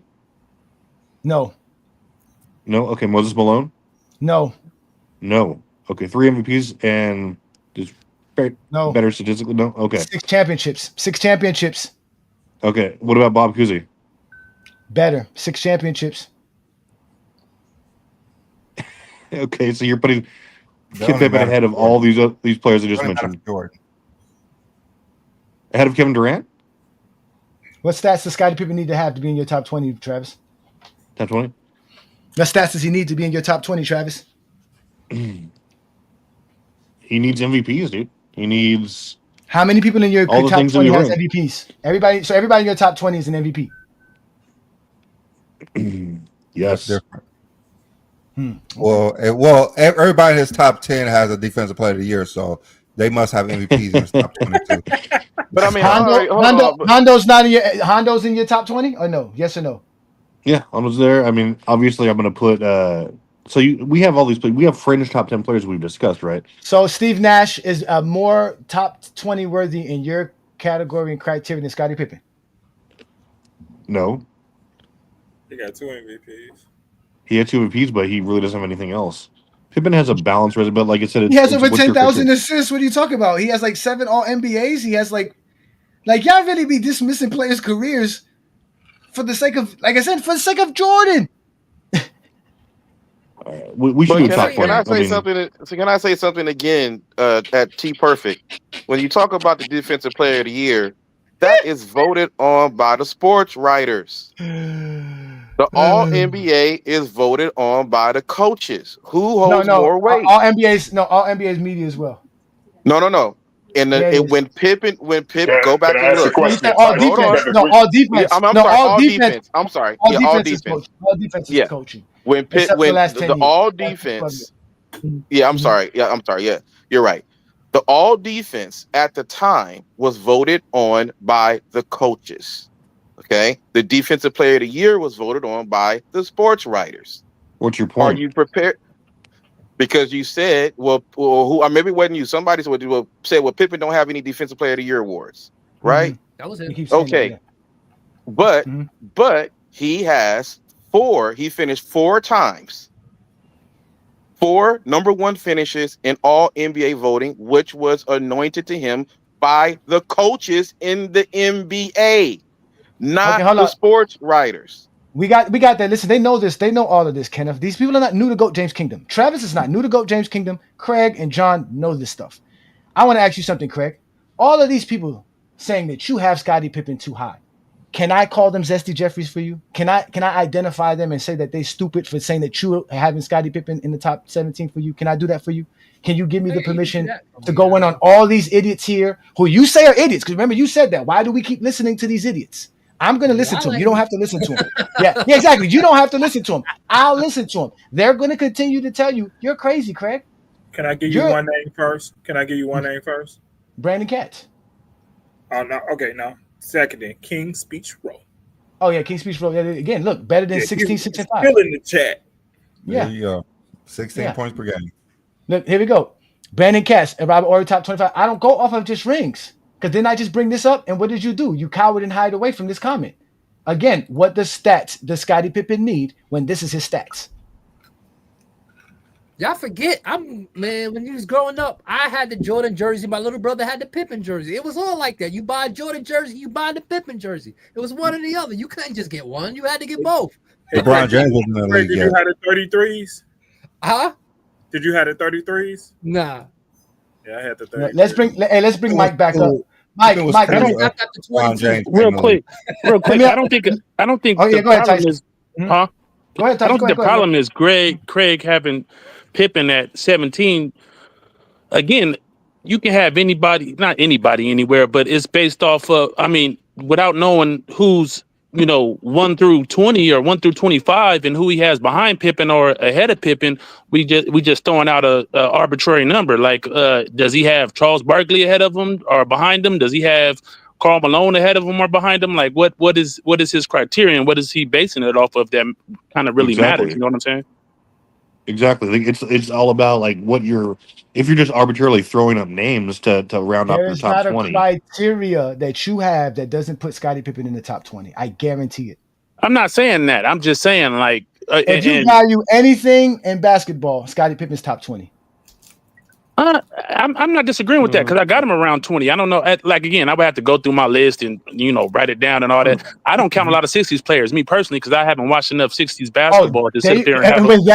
With that being said, Scottie Pippen is definitely top 20. If you're not counting 60s right. players. So right. If I'm not counting Kuzi and all these guys from that era, then yeah. All I'm saying is, if my GOAT said he couldn't win out with a player, he got to be top 20 all time. If my GOAT say I couldn't win one championship without a player, he got. That's the criteria. I'm just saying. Yeah, so it depends on your criteria and who, but I agree, Johnny. Scottie Pippen is a great player. I don't know who you talking to when you say that. Like maybe cats like Brandon Katz and a lot of Jordan Knights that want to put downgrade Pippen. I agree with that completely. But a real basketball fan, I think, has Pippen in that range. It don't have to be exactly 20, but I think from 15 to 25, that's legitimate to me. 25. I want to ask Tyson the Kenneth but question. let's go ahead and get Mike back up in there. Go ahead, Mike. Go ahead. I apologize, Mike. I'm not swinging no blows. Go ahead, brother. No. Like when discussion. First and foremost, LeBron's the GOAT. Just want to get that. Just get that out there. LeBron James. I got a lot to be on the show. When discussing the second option, how do you guys? What is your criteria in terms of putting him over a first option? When you guys say he's a top 20 player, are you guys forgetting the number one options that were able to lead a team? Maybe not to a championship, but they were still able to lead a team as the first option. Like Paul Pierce, for example. He was able to lead the team as the number one option. So how do you guys decide whether we put Scottie Pippen above Paul Pierce? We put Scottie Pippen. I'll answer that quickly, and Brandon can finish up. I don't go by Zesty Jeffrey logic. That's Zesty Jeffrey logic. Go ahead, Brandon. I mean, Scottie was more consistent than Paul Pierce anyway, and winning titles, being a top player in the NBA, first team all defense, first team all NBA. Like he was very consistent. Can I ask a question? One of 3 players to have 200 steals and 100 blocks. Of course, Tyson. Just a question for Johnny. And it's just a question. I'm not saying you're wrong or right, whatever. This is just a question. If you talk about Kobe Bryant and how defenses were predicated on this and that, and which allowed him to be who he was in those first 3 seasons, why does not all of a sudden first or second option matter?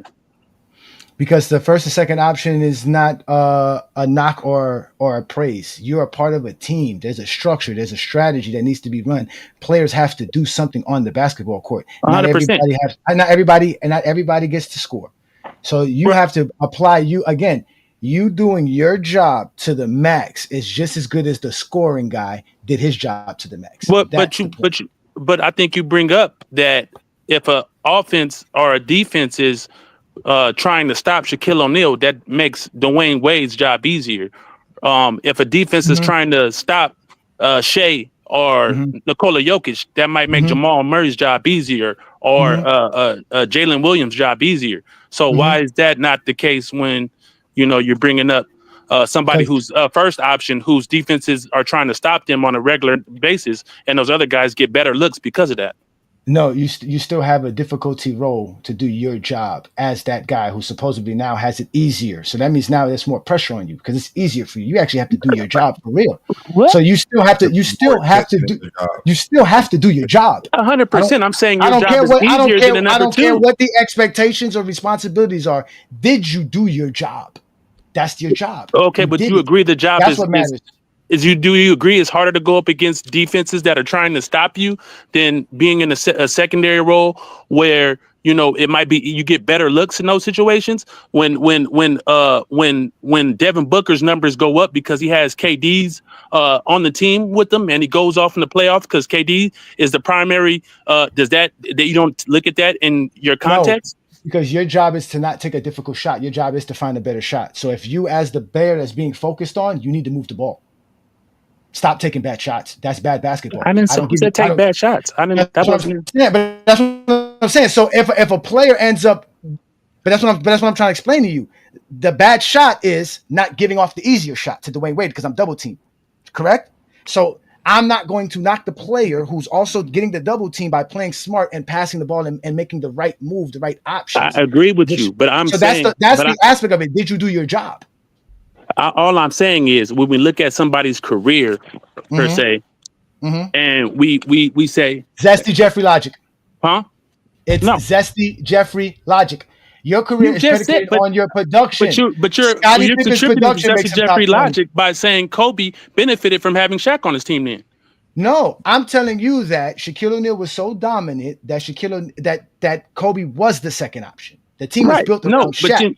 That's it. That has nothing to do about I don't care about second option, first option, third option. I don't care about none of that. At the end of the day, Kobe scored 33,000 points. Kobe has 15 All NBAs. Kobe has 12 All Defensive selections. Kobe has a league MVP. That's how I be trolling in. I don't know if you're trolling in because you said that you said that Kobe was a beneficiary of playing with Shaq, and the other players can do what he done and all this other stuff. Yes, but that doesn't mean Kobe's. It's because he was beneficiary of Shaq that I got to discredit his 33,000 points or his 12 All NBAs or his 15 All Defensive selections. Okay, but then you just said that doesn't matter.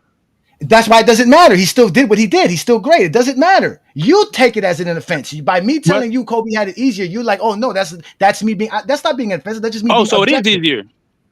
That's objective. Yes, of course it's easier to play along Shaq. Okay, well that was my point. Would do that. Okay. But exactly. But there's nothing wrong with that. I'm not saying it to be negative. Oh, okay. I was just trying to understand the fact that it does matter who you play with. It does matter you being the first or second option. It makes it easier. Yeah, to be a champion. Yeah, of course. No, to score. No, Barkley's still great. Barkley's still great. I don't know. I don't get what you mean about the scoring aspect. I'm saying brother. that if you're a second option, you're saying it's easier to score and do your job as a second option than the first option. There's some second options that their job is not to score. Their job is to do other things. But I'm talking about the ones their job is to score. Huh? But that's what I'm saying. But that's what I'm saying. I don't praise Klay Thompson for being a second option. Like I don't praise it. I praise Klay Thompson for what he does. Like I don't like this idea of second option, first option as a Zesty Jeffrey logic. I don't use it. Okay. I disagree for somewhat. For a player to be a first option to be the focal point of a defense, to me, that's a tougher thing. So Klay Thompson can't necessarily do. He's a beneficiary of being in a certain offense to get wide open shots and those type of things. So why don't you guys respect and he's great at it. He's great at it. I'm not saying that makes him a bad player or blah blah blah. I'm saying he doesn't have the skill level necessarily to do what some number one options do. Period. Oh, that's false. All right, guys. Let's Mike get his take back off because we keep cutting him off. We just keep cutting him off. No, he got his take in. That's why Tyson asked the question. He got his take in. He's done. Oh, okay. He got his take in. They keep asking me questions. They want to argue with me, Brandon. It's not my fault. It's not my fault. My takes bother people. I don't understand how I bother people. I know, but you're saying it as if I'm not concise and clear and articulate. I said what I said specifically clear. You want to attach a first option to meaning they're the better player. Just because you're the first option doesn't mean you're the better player. He meant that's what I'm saying. See, that's Zesty Jeffrey logic. It's just logic. Period. No, it's not. That's another thing that's Zesty Jeffrey logic. Whatever doesn't fall in Zesty Jeffrey logic must be obscene type stuff. Some stuff that's out of this world. That Johnny's bringing up the troll. No. Are we having a conversation or are we moving on? Brandon wants to move on. I don't want to argue with you guys. I'm not here to argue. I'm not. We're talking basketball, brother. I know, but Brandon doesn't want to keep seeing me talk, so I got to stop. Okay. All right. Well, we let it go then. I want to know. That's a good topic. That's a good topic. Name one player who's not a I can sense it in Travis's voice. He's upset right now with me. He's upset. I am upset. Be a Kobe fan then just say it. Just say it. I'm a Kobe fan and I hate that you guys talk about Kobe like this. I was not really a Kobe fan. Not about Kobe. Cry baby. It's about the top. It's about the topic that you say second options are not second options. There's no such thing. I didn't say that. I said I don't value the second option. I never. I don't value that. I don't care for it. It means nothing. It means you. It does mean something. Do your job. Do your job. On Saturday, you're the host, right? Do your job. Don't wait on me and Brandon to do anything. On a Sunday, you get to chill and relax. It's easier for you. That's the difference. But both places, you are still doing your job. Whether you're the first option and the host on a Saturday night, or you're here as a special guest on a Sunday afternoon. Guess what, Travis? You're still doing your job. Does it matter? It doesn't fucking matter. Do your fucking job. Do your job, emotional, baby.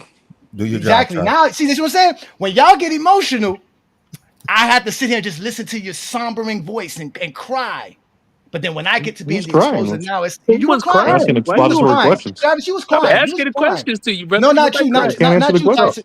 Tyson. We had a simple conversation, brother. I explained it to you.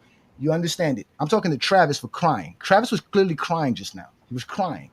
Crying. Yeah, crying. Your logic is backwards. It's mine. Your logic is backwards. My logic is consistent. That's why really. Brandon and I are always on here. We're consistent. I have not changed nothing about my logic. We're talking about second options, which we can clearly name and define, and you don't have them ranked as high as you're pretending. I don't care if you are a second option or not. What did you do? Okay. First of all, you ain't a second option if you score 30 points. Now I just say you're not a second option. You have a problem with it. So who really has the backward logic? So the second options are always those who are going to take fewer or not as many shots. The people who lead from the front are always your best scorer, period. Okay. That's true. That's down throughout history. Okay. The And no matter what we say. The best scorer is not always your best player. Continue. Yeah.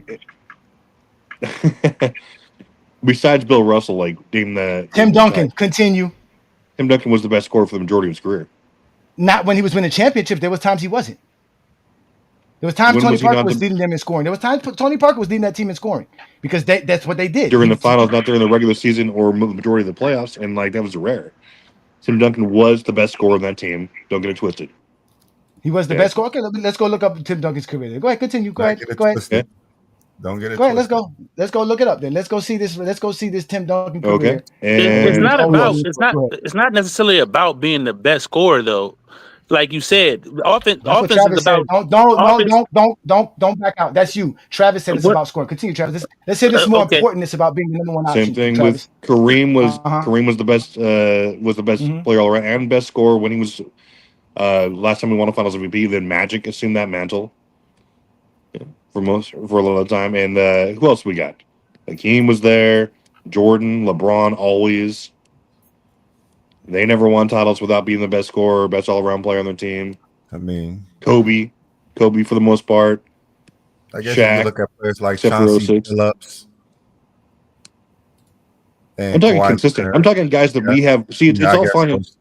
See, my issue, and you can agree with this, Bealey, is like I don't have any problem with Johnny saying that there are times where obviously fantastic players have been on teams where there's obviously they're not the main offensive threat, but when you're saying that they're disrespected or whatever, like it's like we all have a consistent ranking, and none of these players that you can name that were quote unquote second options come anywhere near the top of our lists. So what are we talking about? I don't know what you're talking about. Kareem was a second option. Magic was a second option. He's top 10 on your list. I don't know what you're talking about. Yeah, but they were all alphas who carried every person. But not enough. If they were second options, and so was Scotty. Scotty was an alpha too. Scotty was an alpha too at one point. So yeah, what are we taking away from you? Okay, but Scotty wasn't an alpha during his prime, and we yes, don't he have was 94, 95. He was a prime. He was all NBA first team and all defensive first team both years. 94, 95. So that was him being an alpha. Just because he didn't win a championship, it doesn't matter. But Barkley didn't win a championship. He's got to be better. That's the point, though, Johnny. You use those years to elevate Pippen, right? You're doing that right now. No, I use Scottie Pippen's career. Right. And but not because he was a first or second. I'm telling you, listen, you guys get mad at me when I throw your own logic at you. No, I said it because that's what he said. That's what I said. So I don't know if you're trolling or that's what I'm saying. Yeah, I am trolling because I want to make sure you're consistent. Okay, well, that's what I was asking, bro. And you said I never trolled. Was Scottie Pippen ever a first option? Yes. Okay, so Scottie Pippen can be a first option. So now, can we stop that? He has 6 rings and he was a first option. Let's continue. No. And I get that point. And those years do help Scottie Pippen's case. Is my point. What helps Scottie Pippen's case, y'all, is that Scottie Pippen has 10 all defensive selections. Sure. Scottie Pippen has over 3,500 playoff points. Scottie Pippen is second in steals in playoffs. Scottie Pippen's resume makes him top 20. Sure. Including his 6 championship rings. That's what makes him top 20. Him being a second option has nothing to do with it. Or first option has nothing to do with it. That is an additional thing that you're adding that doesn't mean anything in basketball. Okay. I think they it all does, have to do their job. We disagree. They all have to do their job. 100%. And if my job is deemed more impactful or more it's not necessary. It's not. You say it's deemed more impactful, but it's not. That's your opinion. It's not. No, it's not opinion. Those are based in facts as well. What's based on what facts? What facts are you basing it off of? Well, when you talk about it's numbers to quantify impact, whether they're 100%, it's not 100% obviously, but when we talk about on and off numbers, when we talk about plus minus numbers, I think Tyson, what does these numbers say about Scottie Pippen? These are real numbers. He's a great player. That's not the argument. Nobody's saying that he's not great. Nobody's saying that I said he deserves to be in that top 20 conversation. I said that. But there's a lot of people out here who don't agree with you. The same people that deem first option is more important will tell you you're not being honest about Scottie Pippen. But I do. But both things can be true though. No, one has to be. They can't. Because as a second option, Pippen put up all those stats you say, all those numbers you say, all those all defensive teams, all those all those stats and whatever accolades that he has accrued. He did that as for the most of his career as a second option. The only thing a second option stat is points. Tyson, you can't. His rebounds, assists, none of that has to do with being a second option. Let me finish. Well, you just said it's easier, so it has to have some bearing. Scoring. We just scoring. Scoring. It's not easier for Scottie Pippen to get assists as a second option. It's not easy to get but it is. It's not just scoring. It's not Blocking shots depends on your teammates. How does rebounds depends on your teammates? Everything is a 5-man game. There's 5 people on the floor at once, bro. But my scoring doesn't, right? My scoring has nothing to do with my teammates, correct? I said it did. Okay, so what does the second option? Everything does. With anything, then it means nothing. Then you guys keep proving my point. No, if you have a great defense around you, it's easier as a defender to block shots. If you have less rebounders on your team, if LeBron James is playing next to JaVale McGee and whoever are great rebounders, his rebounds may drop in that year or they might not. I'm just saying it all matters, bro. That doesn't take away what does the first option have to do with any of that? Again, I just brought it up. I told you, because the defense is predicated around that score being so. Therefore, your job as a second option, now you're attacking closeouts. Now you're attacking different stuff on the court. You know what I'm saying? And your skills can be elevated because you're in different situations as a scorer. If I have to post up to get my points instead of attacking a closeout, that might be deemed harder. If I have to ISO to get my points instead of attacking a closeout because my best player is getting double teamed, that makes it easier for me to score. Just like you bring up for Kobe. Tyson, do you understand you're having 2 separate conversations right now? No, I'm not.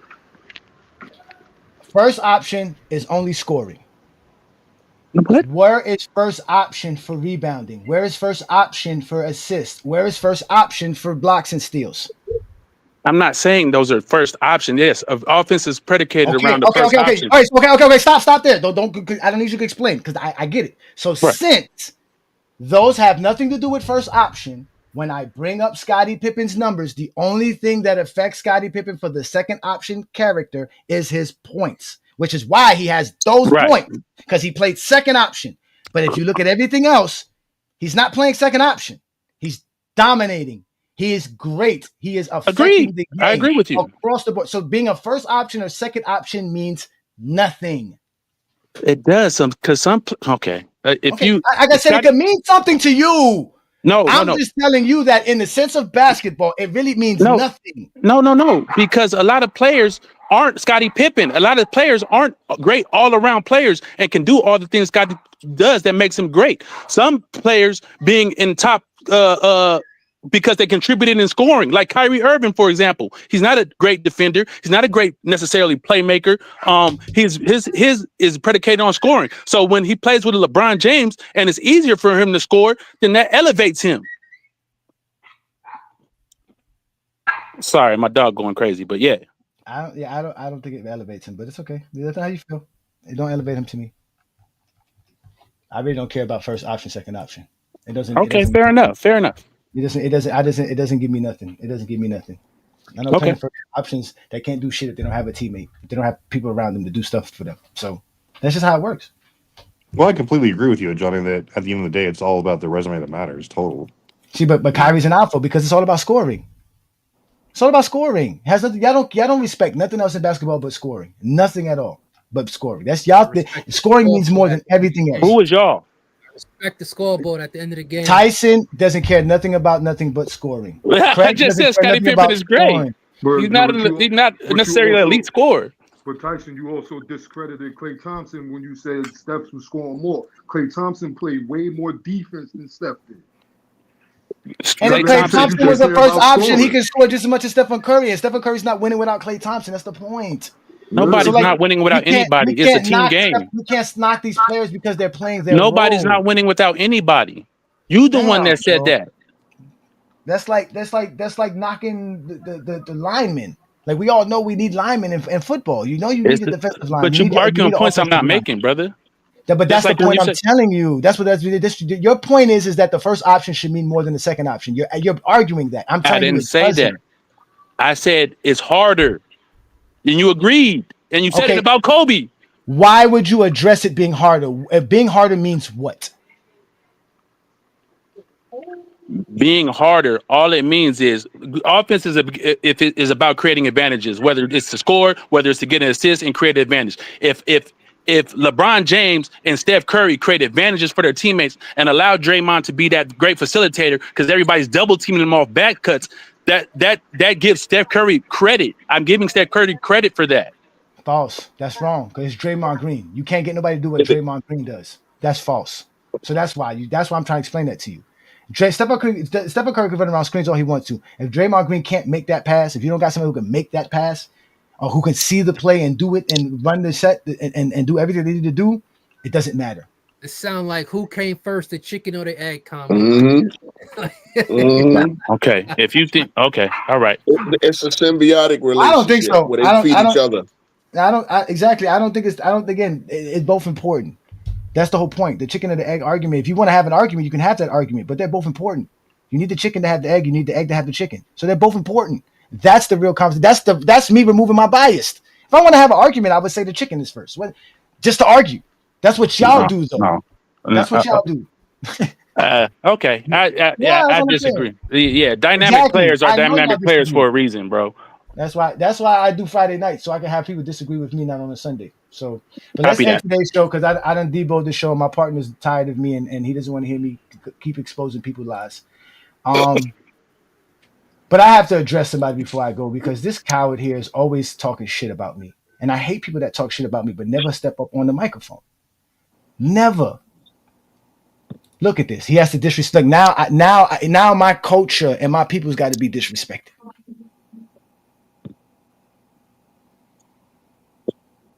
Now I could be like Craig and say that shit doesn't matter. And it really doesn't. But the fact that we got grown men around here thinking that they can talk like this and there's no repercussions. You met your fucking match. I'm that guy. I can't help it. There's Rashard McCants on that side, and there's A. Johnny the Exposer. What is...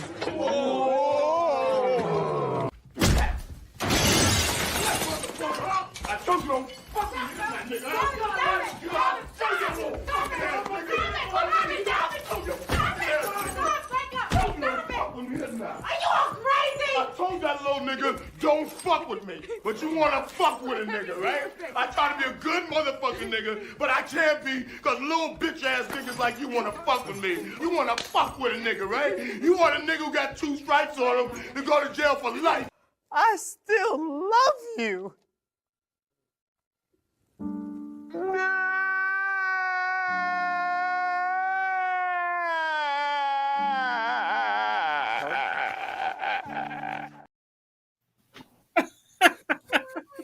What the hell? Why does Willie think he can cook you, Johnny? Because he comes up here regularly and you cook him.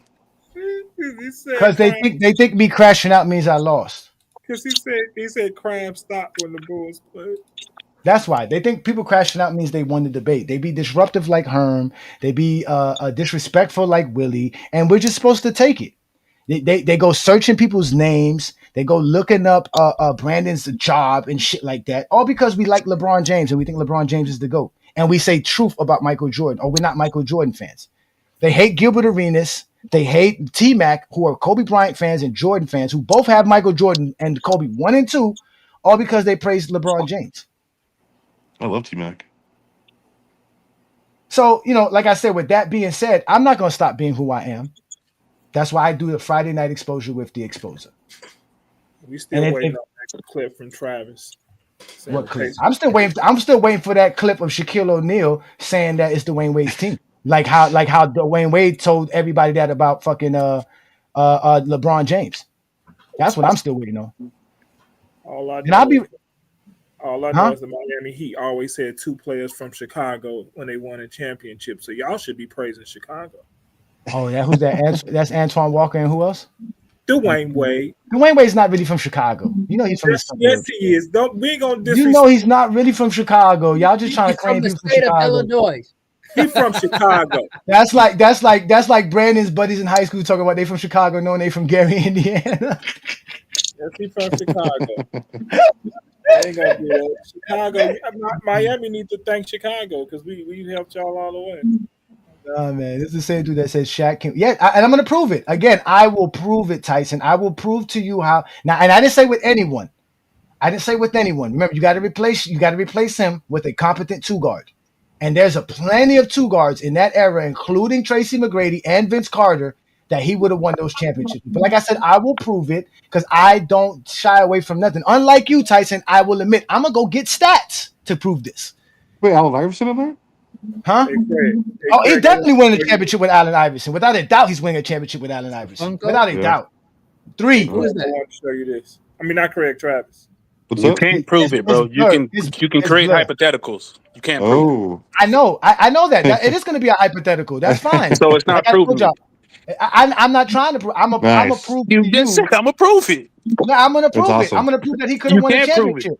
Yes, because you said it yourself that it takes stats, and I'm gonna show you players who had the same stats. I did not. I never said that. Yes, you never did. said that. Yes, you did. It's about stats. You said it's about Kobe's 4th quarter scoring. It's about Kobe's 4th quarter presence, and there's plenty of players in that NBA who were 4th quarter presence. Oh my gosh. Okay, brother. Get mad all you want to, but they didn't do it in that situation, so it's not no. If they had Shaq, that's the point. That's what you feel to realize. Hypothetical.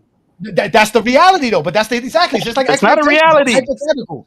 That's the reality. Yes, that is. Taking Shaq's championships away from Kobe is not reality. Shaq's winning those 3 championships without Kobe. Stop doing that. Like that's the point.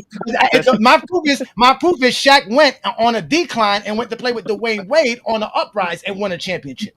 So why wouldn't he win it with another solidified player in the NBA at that time? Because Dwayne Wade went and did that. He averaged 34 points or whatever it was. No, he did not go do that. Dwayne Wade was there in 2004, and his team got knocked out by the. No, I said he did it with Shaq. Yeah, again, you can't deny that. That's a fact. That's what I'm trying to tell you. Shaq's going to be the. That's reality. That's reality. Facts. Exactly. Facts. Shaq's 3 championships are not being removed because of Kobe, and none of y'all can prove otherwise. Well, besides removing them, who tried to remove them? Huh? Who tried to remove Shaq's championships? When y'all said that he can't win 3 with Tracy McGrady. Bro, he didn't win with Penny. This is crazy that we just doing hypotheticals and saying somebody could just win with anybody because of their stats. Nobody said no. Oh, okay, bro. You can. I never want to hear you use expectations again, Tyson. Don't ever bring up expectations. Expectations are proven. Are not proven. No, they're not. You expected Boston to win a championship. They didn't. It's not proven. It's a hope. Exactly. It's not real. It's based off of stats and what you believe. It's a but we have the reality to back it up. A hypothetical, there's no reality. You don't have a reality for your expectations. Your expectations is about the future. What reality do you have that? Because we're going to get to see it. It's going to be tested. It's not. That's not. So you can say hypothetical. You can say anything. It's not real. It's not reality. Your hypothetical is still not reality. You're hoping it's be reality, but it's not. It's not reality. No, my point is that when we say Boston is going to win a championship next year, or whatever team is going to win a championship, that is going to play out. Your hypothetical is never going to play out. It is still a hypothetical. Whether you do it in the future or you talk about the past, it's still a hypothetical. It's not predicated on reality. Johnny, in hindsight, we can go and say Boston Celtics couldn't win. Kevin Garnett didn't play how he was supposed to play. Paul Pierce didn't do this. Paul Pierce didn't do that. But you can sit up here and say anybody can win a champion with Shaq, and it never plays out. So you can get your shit off and just run with it. I didn't say anyone. I'm gonna show you players who produced well enough for the Lakers to still win 3 championships. That's what I'm gonna do. Give me a prime Carmelo Anthony with Shaq. That would have been awesome. You give him Vince Carter. You give him Paul Pierce. You give him those guys. They're winning those championships. Remember, Penny also Hardaway. added Phil. Shit, he had Penny already. Give him Eddie Jones, an all-star shooter. He didn't win with Eddie Jones. Eddie Jones didn't have Phil Jackson or the 2000 Shaq. 96 Penny and 95 Penny did not have 2000 Shaq and Phil Jackson. So you mean Shaq and Phil then, not just Shaq. Anyone Shaq? Because Phil's going to be a part of it. Phil's a part of the whole thing. I didn't remove Phil. Phil's a part of it. I never removed Phil. So Shaq, Phil, Glenn Rice for the 2000. Everybody else is still there. But the only person I'm going to remove is Kobe. Because everybody keeps thinking Kobe's a part of the 3. Without Kobe, there's no 3. That's what y'all say. Didn't LeBron play with Shaq? Everything. Huh? LeBron did play with Shaq, but was that the 2000 and the 2002 Shaq and the 2001 Shaq? It don't matter. But Phil didn't coach Shaq with the Miami. He won 66 That was Pat Riley. I know that. And why you think they got rid of Van Gundy? Because you needed a real coach. Oh man, he's not a real coach now. Van Gundy was not going to win us a championship. You needed Pat Riley. Again, because that roster was built for Shaq and built with a bunch of veterans. Stan Van Gundy did not have the cachet to make all those veterans go in line. That's why they had to hire Pat Riley. Eric Spoelstra's Hall of Fame? Eric Spoelstra wasn't the coach then. It was Stan Van Gundy. I'm asking you, do you think he's going to be Hall of Fame? Of course he's a Hall of Fame coach. Why wouldn't he be? That's true. Y'all keep asking me questions trying to find a hole in my logic. You see that, right, John? What kind of question was that? You see that, John? You see that, right, John? John, am I the only one who notices that, right? Hey, you know, I got you. Hey, I'm gonna play a clip for a second. Off to South Beach, what's that experience like with a young D Wade? So when I got to D Wade, I was like, I know you heard all the stories, sure team. What I should have did in LA. Now that I'm thinking about it, so we ain't gonna have any problem. You the man, you the CEO, I'll be the consultant. Off to South Beach. Off to South Beach, what's that experience like with a young D Wade? That's fine. I knew you was gonna bring something from 10, 20 years later. So nice, a nigga had to play it twice. Go ahead, man. One more time. No, he can play it twice. That's not. I heard Shaq said that at the press conference. I'm going back 20 years ago. You can go back to Shaq line 5 years ago. So why did Gary Payton say take a step back? Exactly. If that's the case, why did Gary Payton have to say take a step back, Shaq? Why did Gary Payton have to say that? That's what I'm saying. Like I didn't bring up Shaq saying all of this. I showed you the actual moment in time. I took y'all back in time into 2005 when Shaq joined the team. You brought me a clip with him sitting down, popping please. But it's fine. Hold on. What did you ask us to get? What did you ask us to get? Well, again, show me Shaq. And hey, Greg, what clip did he ask us to get? Yes, he won't answer. Show me a clip of Shaq saying he gave the team to D Wade. He didn't. He didn't give the team to D Wade. When he said it, yes, you didn't say how long. When did I? You didn't give us an when did I? expiration Oh date. my God, bro! We did say when did he say it? When I said when back then. Go back then. Y'all are bringing up revisionist history. Like Kobe, like Shaq saying all this now. Like you said, wait.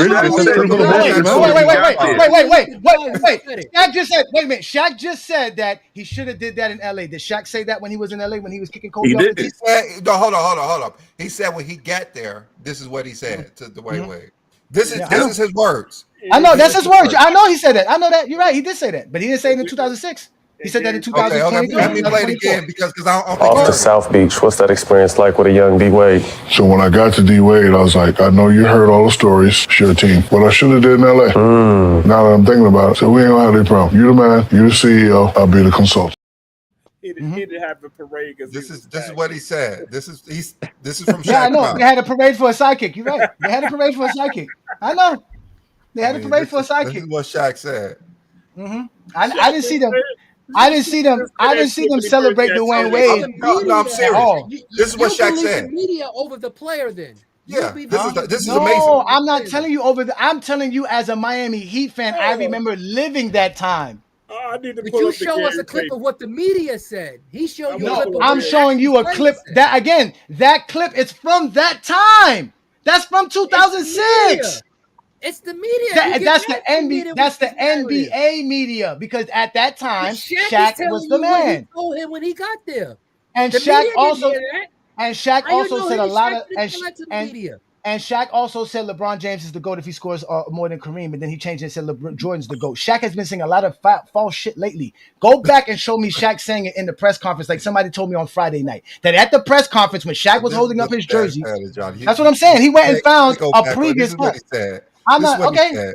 We Okay, can't I say know. I that didn't. about I him. didn't This is what argue. Shaq I didn't said. argue that said Shaq didn't say that when you pro. I said that he didn't say it then.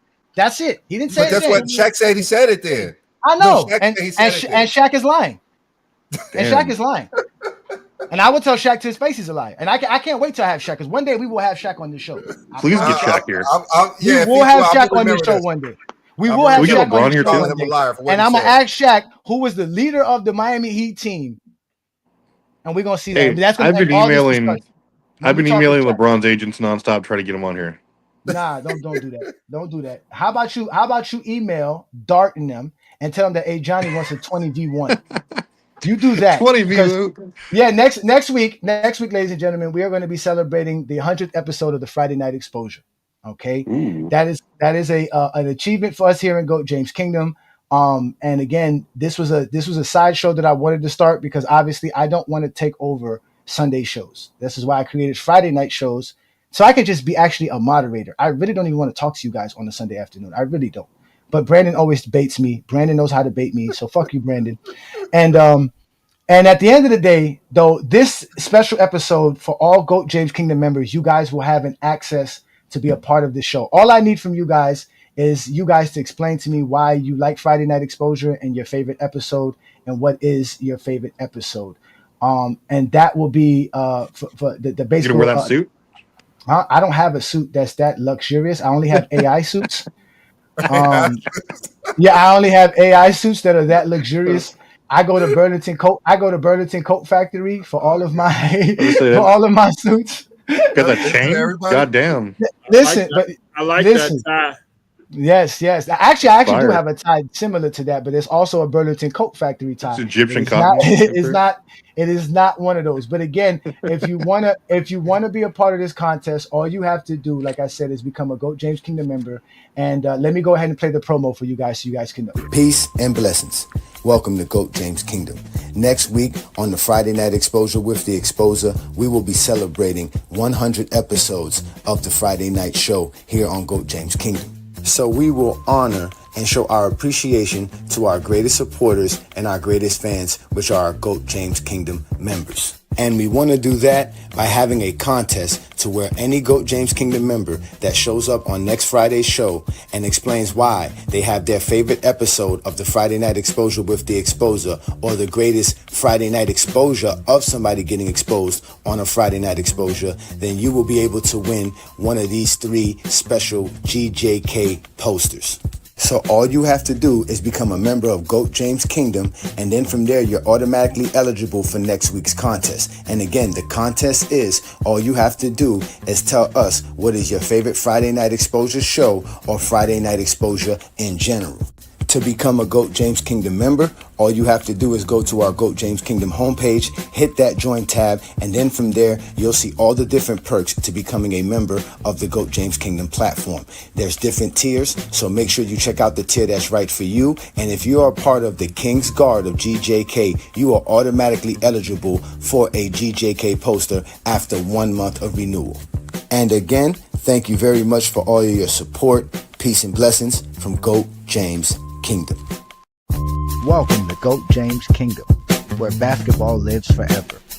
you get to enjoy B. Lee and A. Johnny talk basketball every Sunday noon Eastern Time right here on the GOAT James Kingdom channel. Support by subscribing and also check out the membership at GOAT James Kingdom.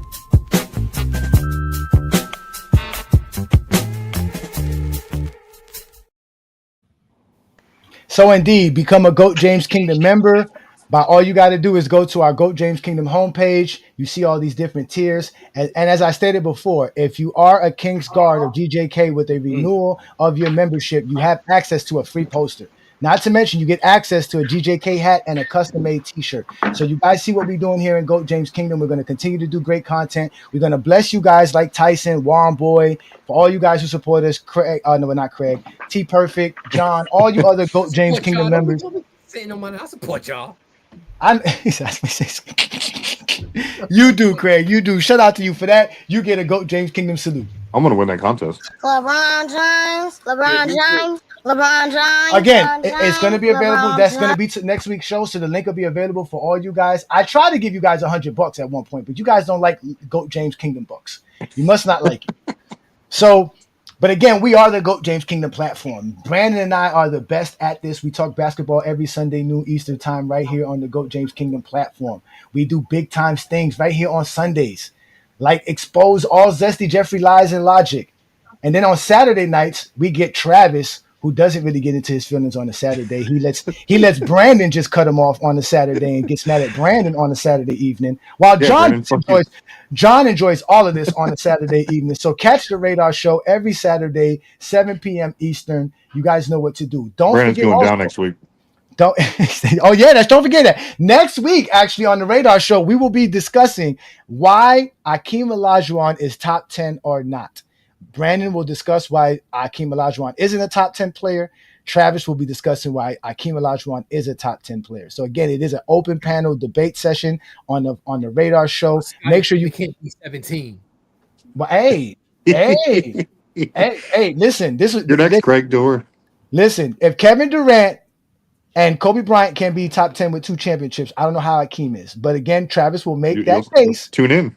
And Brandon, exactly. Tune in, and Brandon will definitely give you guys his side of the story. But also on Wednesdays, if you guys don't want to have the GOAT debate, guess what? We open up the GOAT James Kingdom channel to the Alan Powell Show on Wednesday nights at 9 p.m. Eastern, where he talks more than just basketball. He talks baseball, football. He is a true sports guy. I think he's even a commentator for a semi-pro basketball league as well. He even does play-by-play for college baseball as well. This guy's all over the place. He and Brandon grew up together. They went to high school together, so that's how we know Alan Powell's. They're a great group of guys. They have a great show. They do it every Wednesday, 9 p.m. Eastern, right here on GOAT James Kingdom. But also, don't forget to join us on next Friday's episode. It is a special episode, and I'm opening it up to all GJK members. I'm looking forward to seeing all you guys because, again, ladies and gentlemen, here in GOAT James Kingdom, we celebrate true LeBron fans, true basketball fans,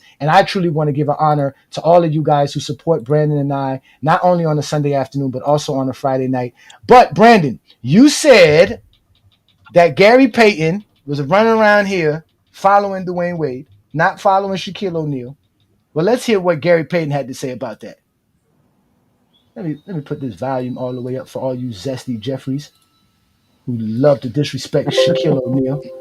Let's play this from the beginning. Here we go. Having problems with who was our go-to guy. And Shaq at that time was not our go-to guy. I think this young kid, Flash, was a guy. He was doing a lot of things. And I just called a team meeting and I just said, look, you guys, we got to learn how to play our role. I'm not the guy that I used to be. And Shaq wasn't really going for that. And I told him, look, if we're going to win this championship, you got to be like me. Our time's over. Don't worry about it. Let's win a championship. And he agreed with me. And we started running things through G Wade, and look what happened. All of a sudden, we let it run, and we beat Dallas. When Van Gundy got fired, we were having problems. So, there you go. Shaq did not relinquish it until they got to 26. They went through Dwayne Wade. He just confirmed that they went through Dwayne Wade, though.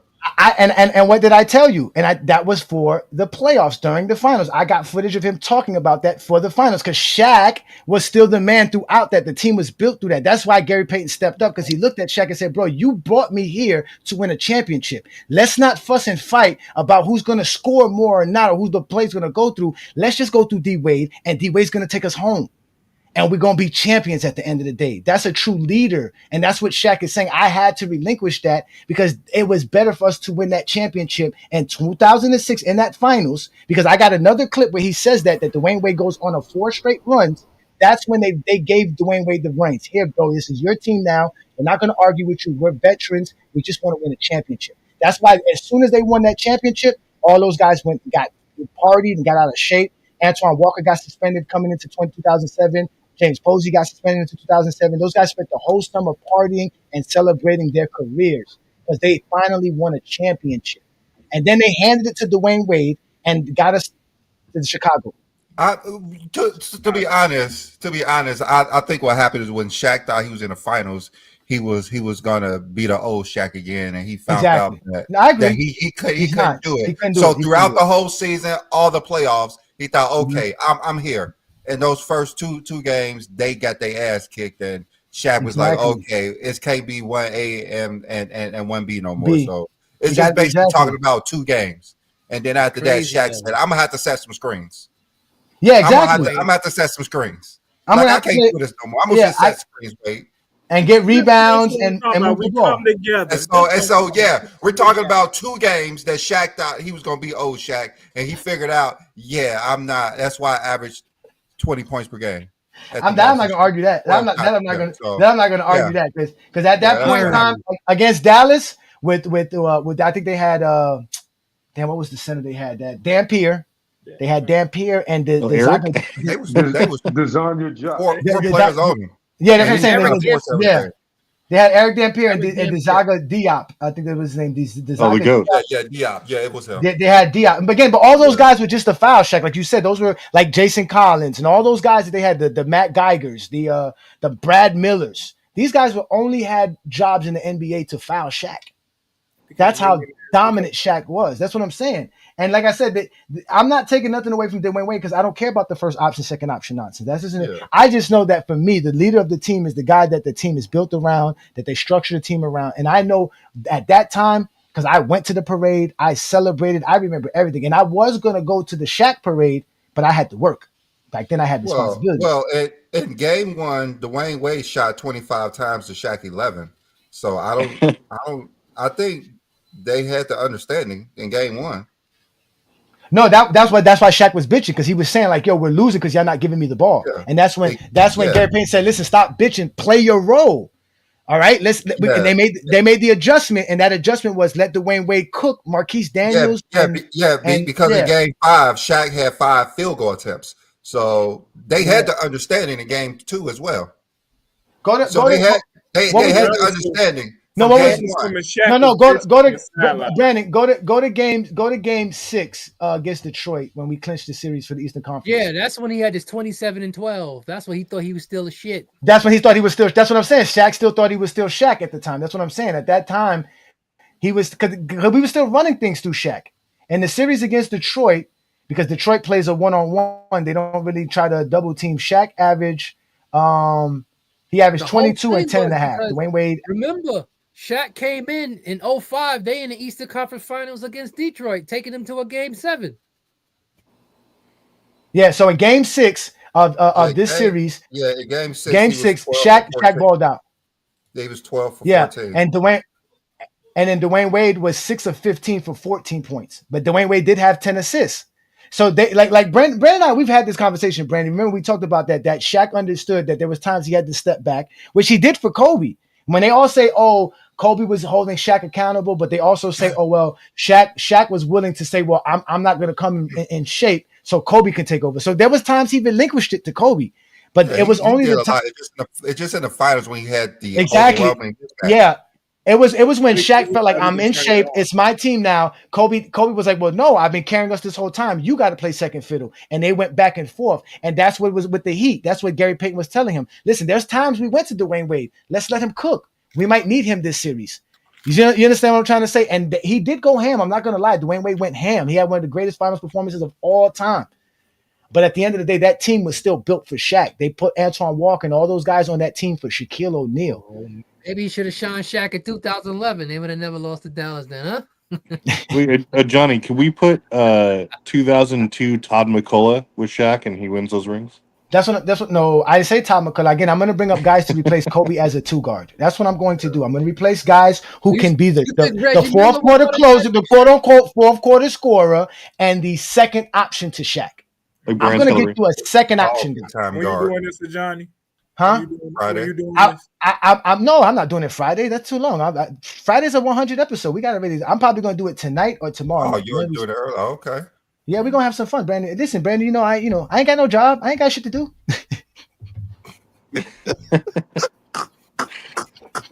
Like the Wednesday night exposure. This is great. That's what I'm here to do, man. I'm on vacation, bro. I'm going to Disney World. Johnny got a new board. Johnny got a new board. Showing it off. I got a real new soundboard. Y'all want to hear some new sounds? Some new sounds? Yeah. All right, there you go. This one's Greg cool right here. No. You're gonna learn today. I got one for you, Brandon. This one we love. He ain't lying when you got that one. No, I ain't got that one. I got to get that. I can put that. But Brandon, you'll like this one, Brandon. Whoa! No, I'm telling you, pause. Yo! Pause. Whoa! Pause. Pause. Yo, come on. Pause. Pause. Everything is smooth. Hold on. What is this? Yo! And then Brandon, you'll like this one too, Brandon. You'll like this one too. Boo this man! Wow. And also, Brandon will love this one. Gotcha, bitch. I thought you had that one already. Well, no, we had something similar to that. We had something similar, and there's also this one. This one we had to use on Brandon Katz earlier. Cut that bitch off. Oh, I thought someone said that on the panel. and then Brandon, at the end of the day, when the Zesty Jeffries truly say we are the biggest LeBron sexual page of all time, we drop this on them. LeBron James, all you gotta do is say his name. His greatness puts all other goats to shame. Let me talk about it. I don't care what you think MJ would do, cause next to Bron he'll always be number 2. 50,000 points, leader in this game. It's hard not to glaze when naming all of his accolades. Some would even say he's the best of all time, and if you disagree then you done lost your goddamn mind.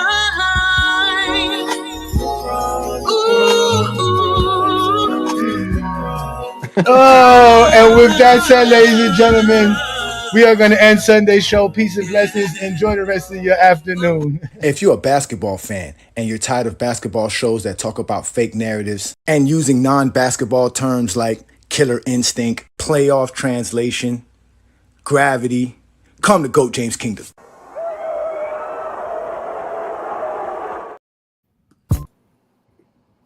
Welcome to GOAT James Kingdom, where basketball lives forever. You get to enjoy BB and A Johnny talk basketball every Sunday noon Eastern time right here on the GOAT James Kingdom channel. Support by subscribing and also check out the membership at GOAT James Kingdom.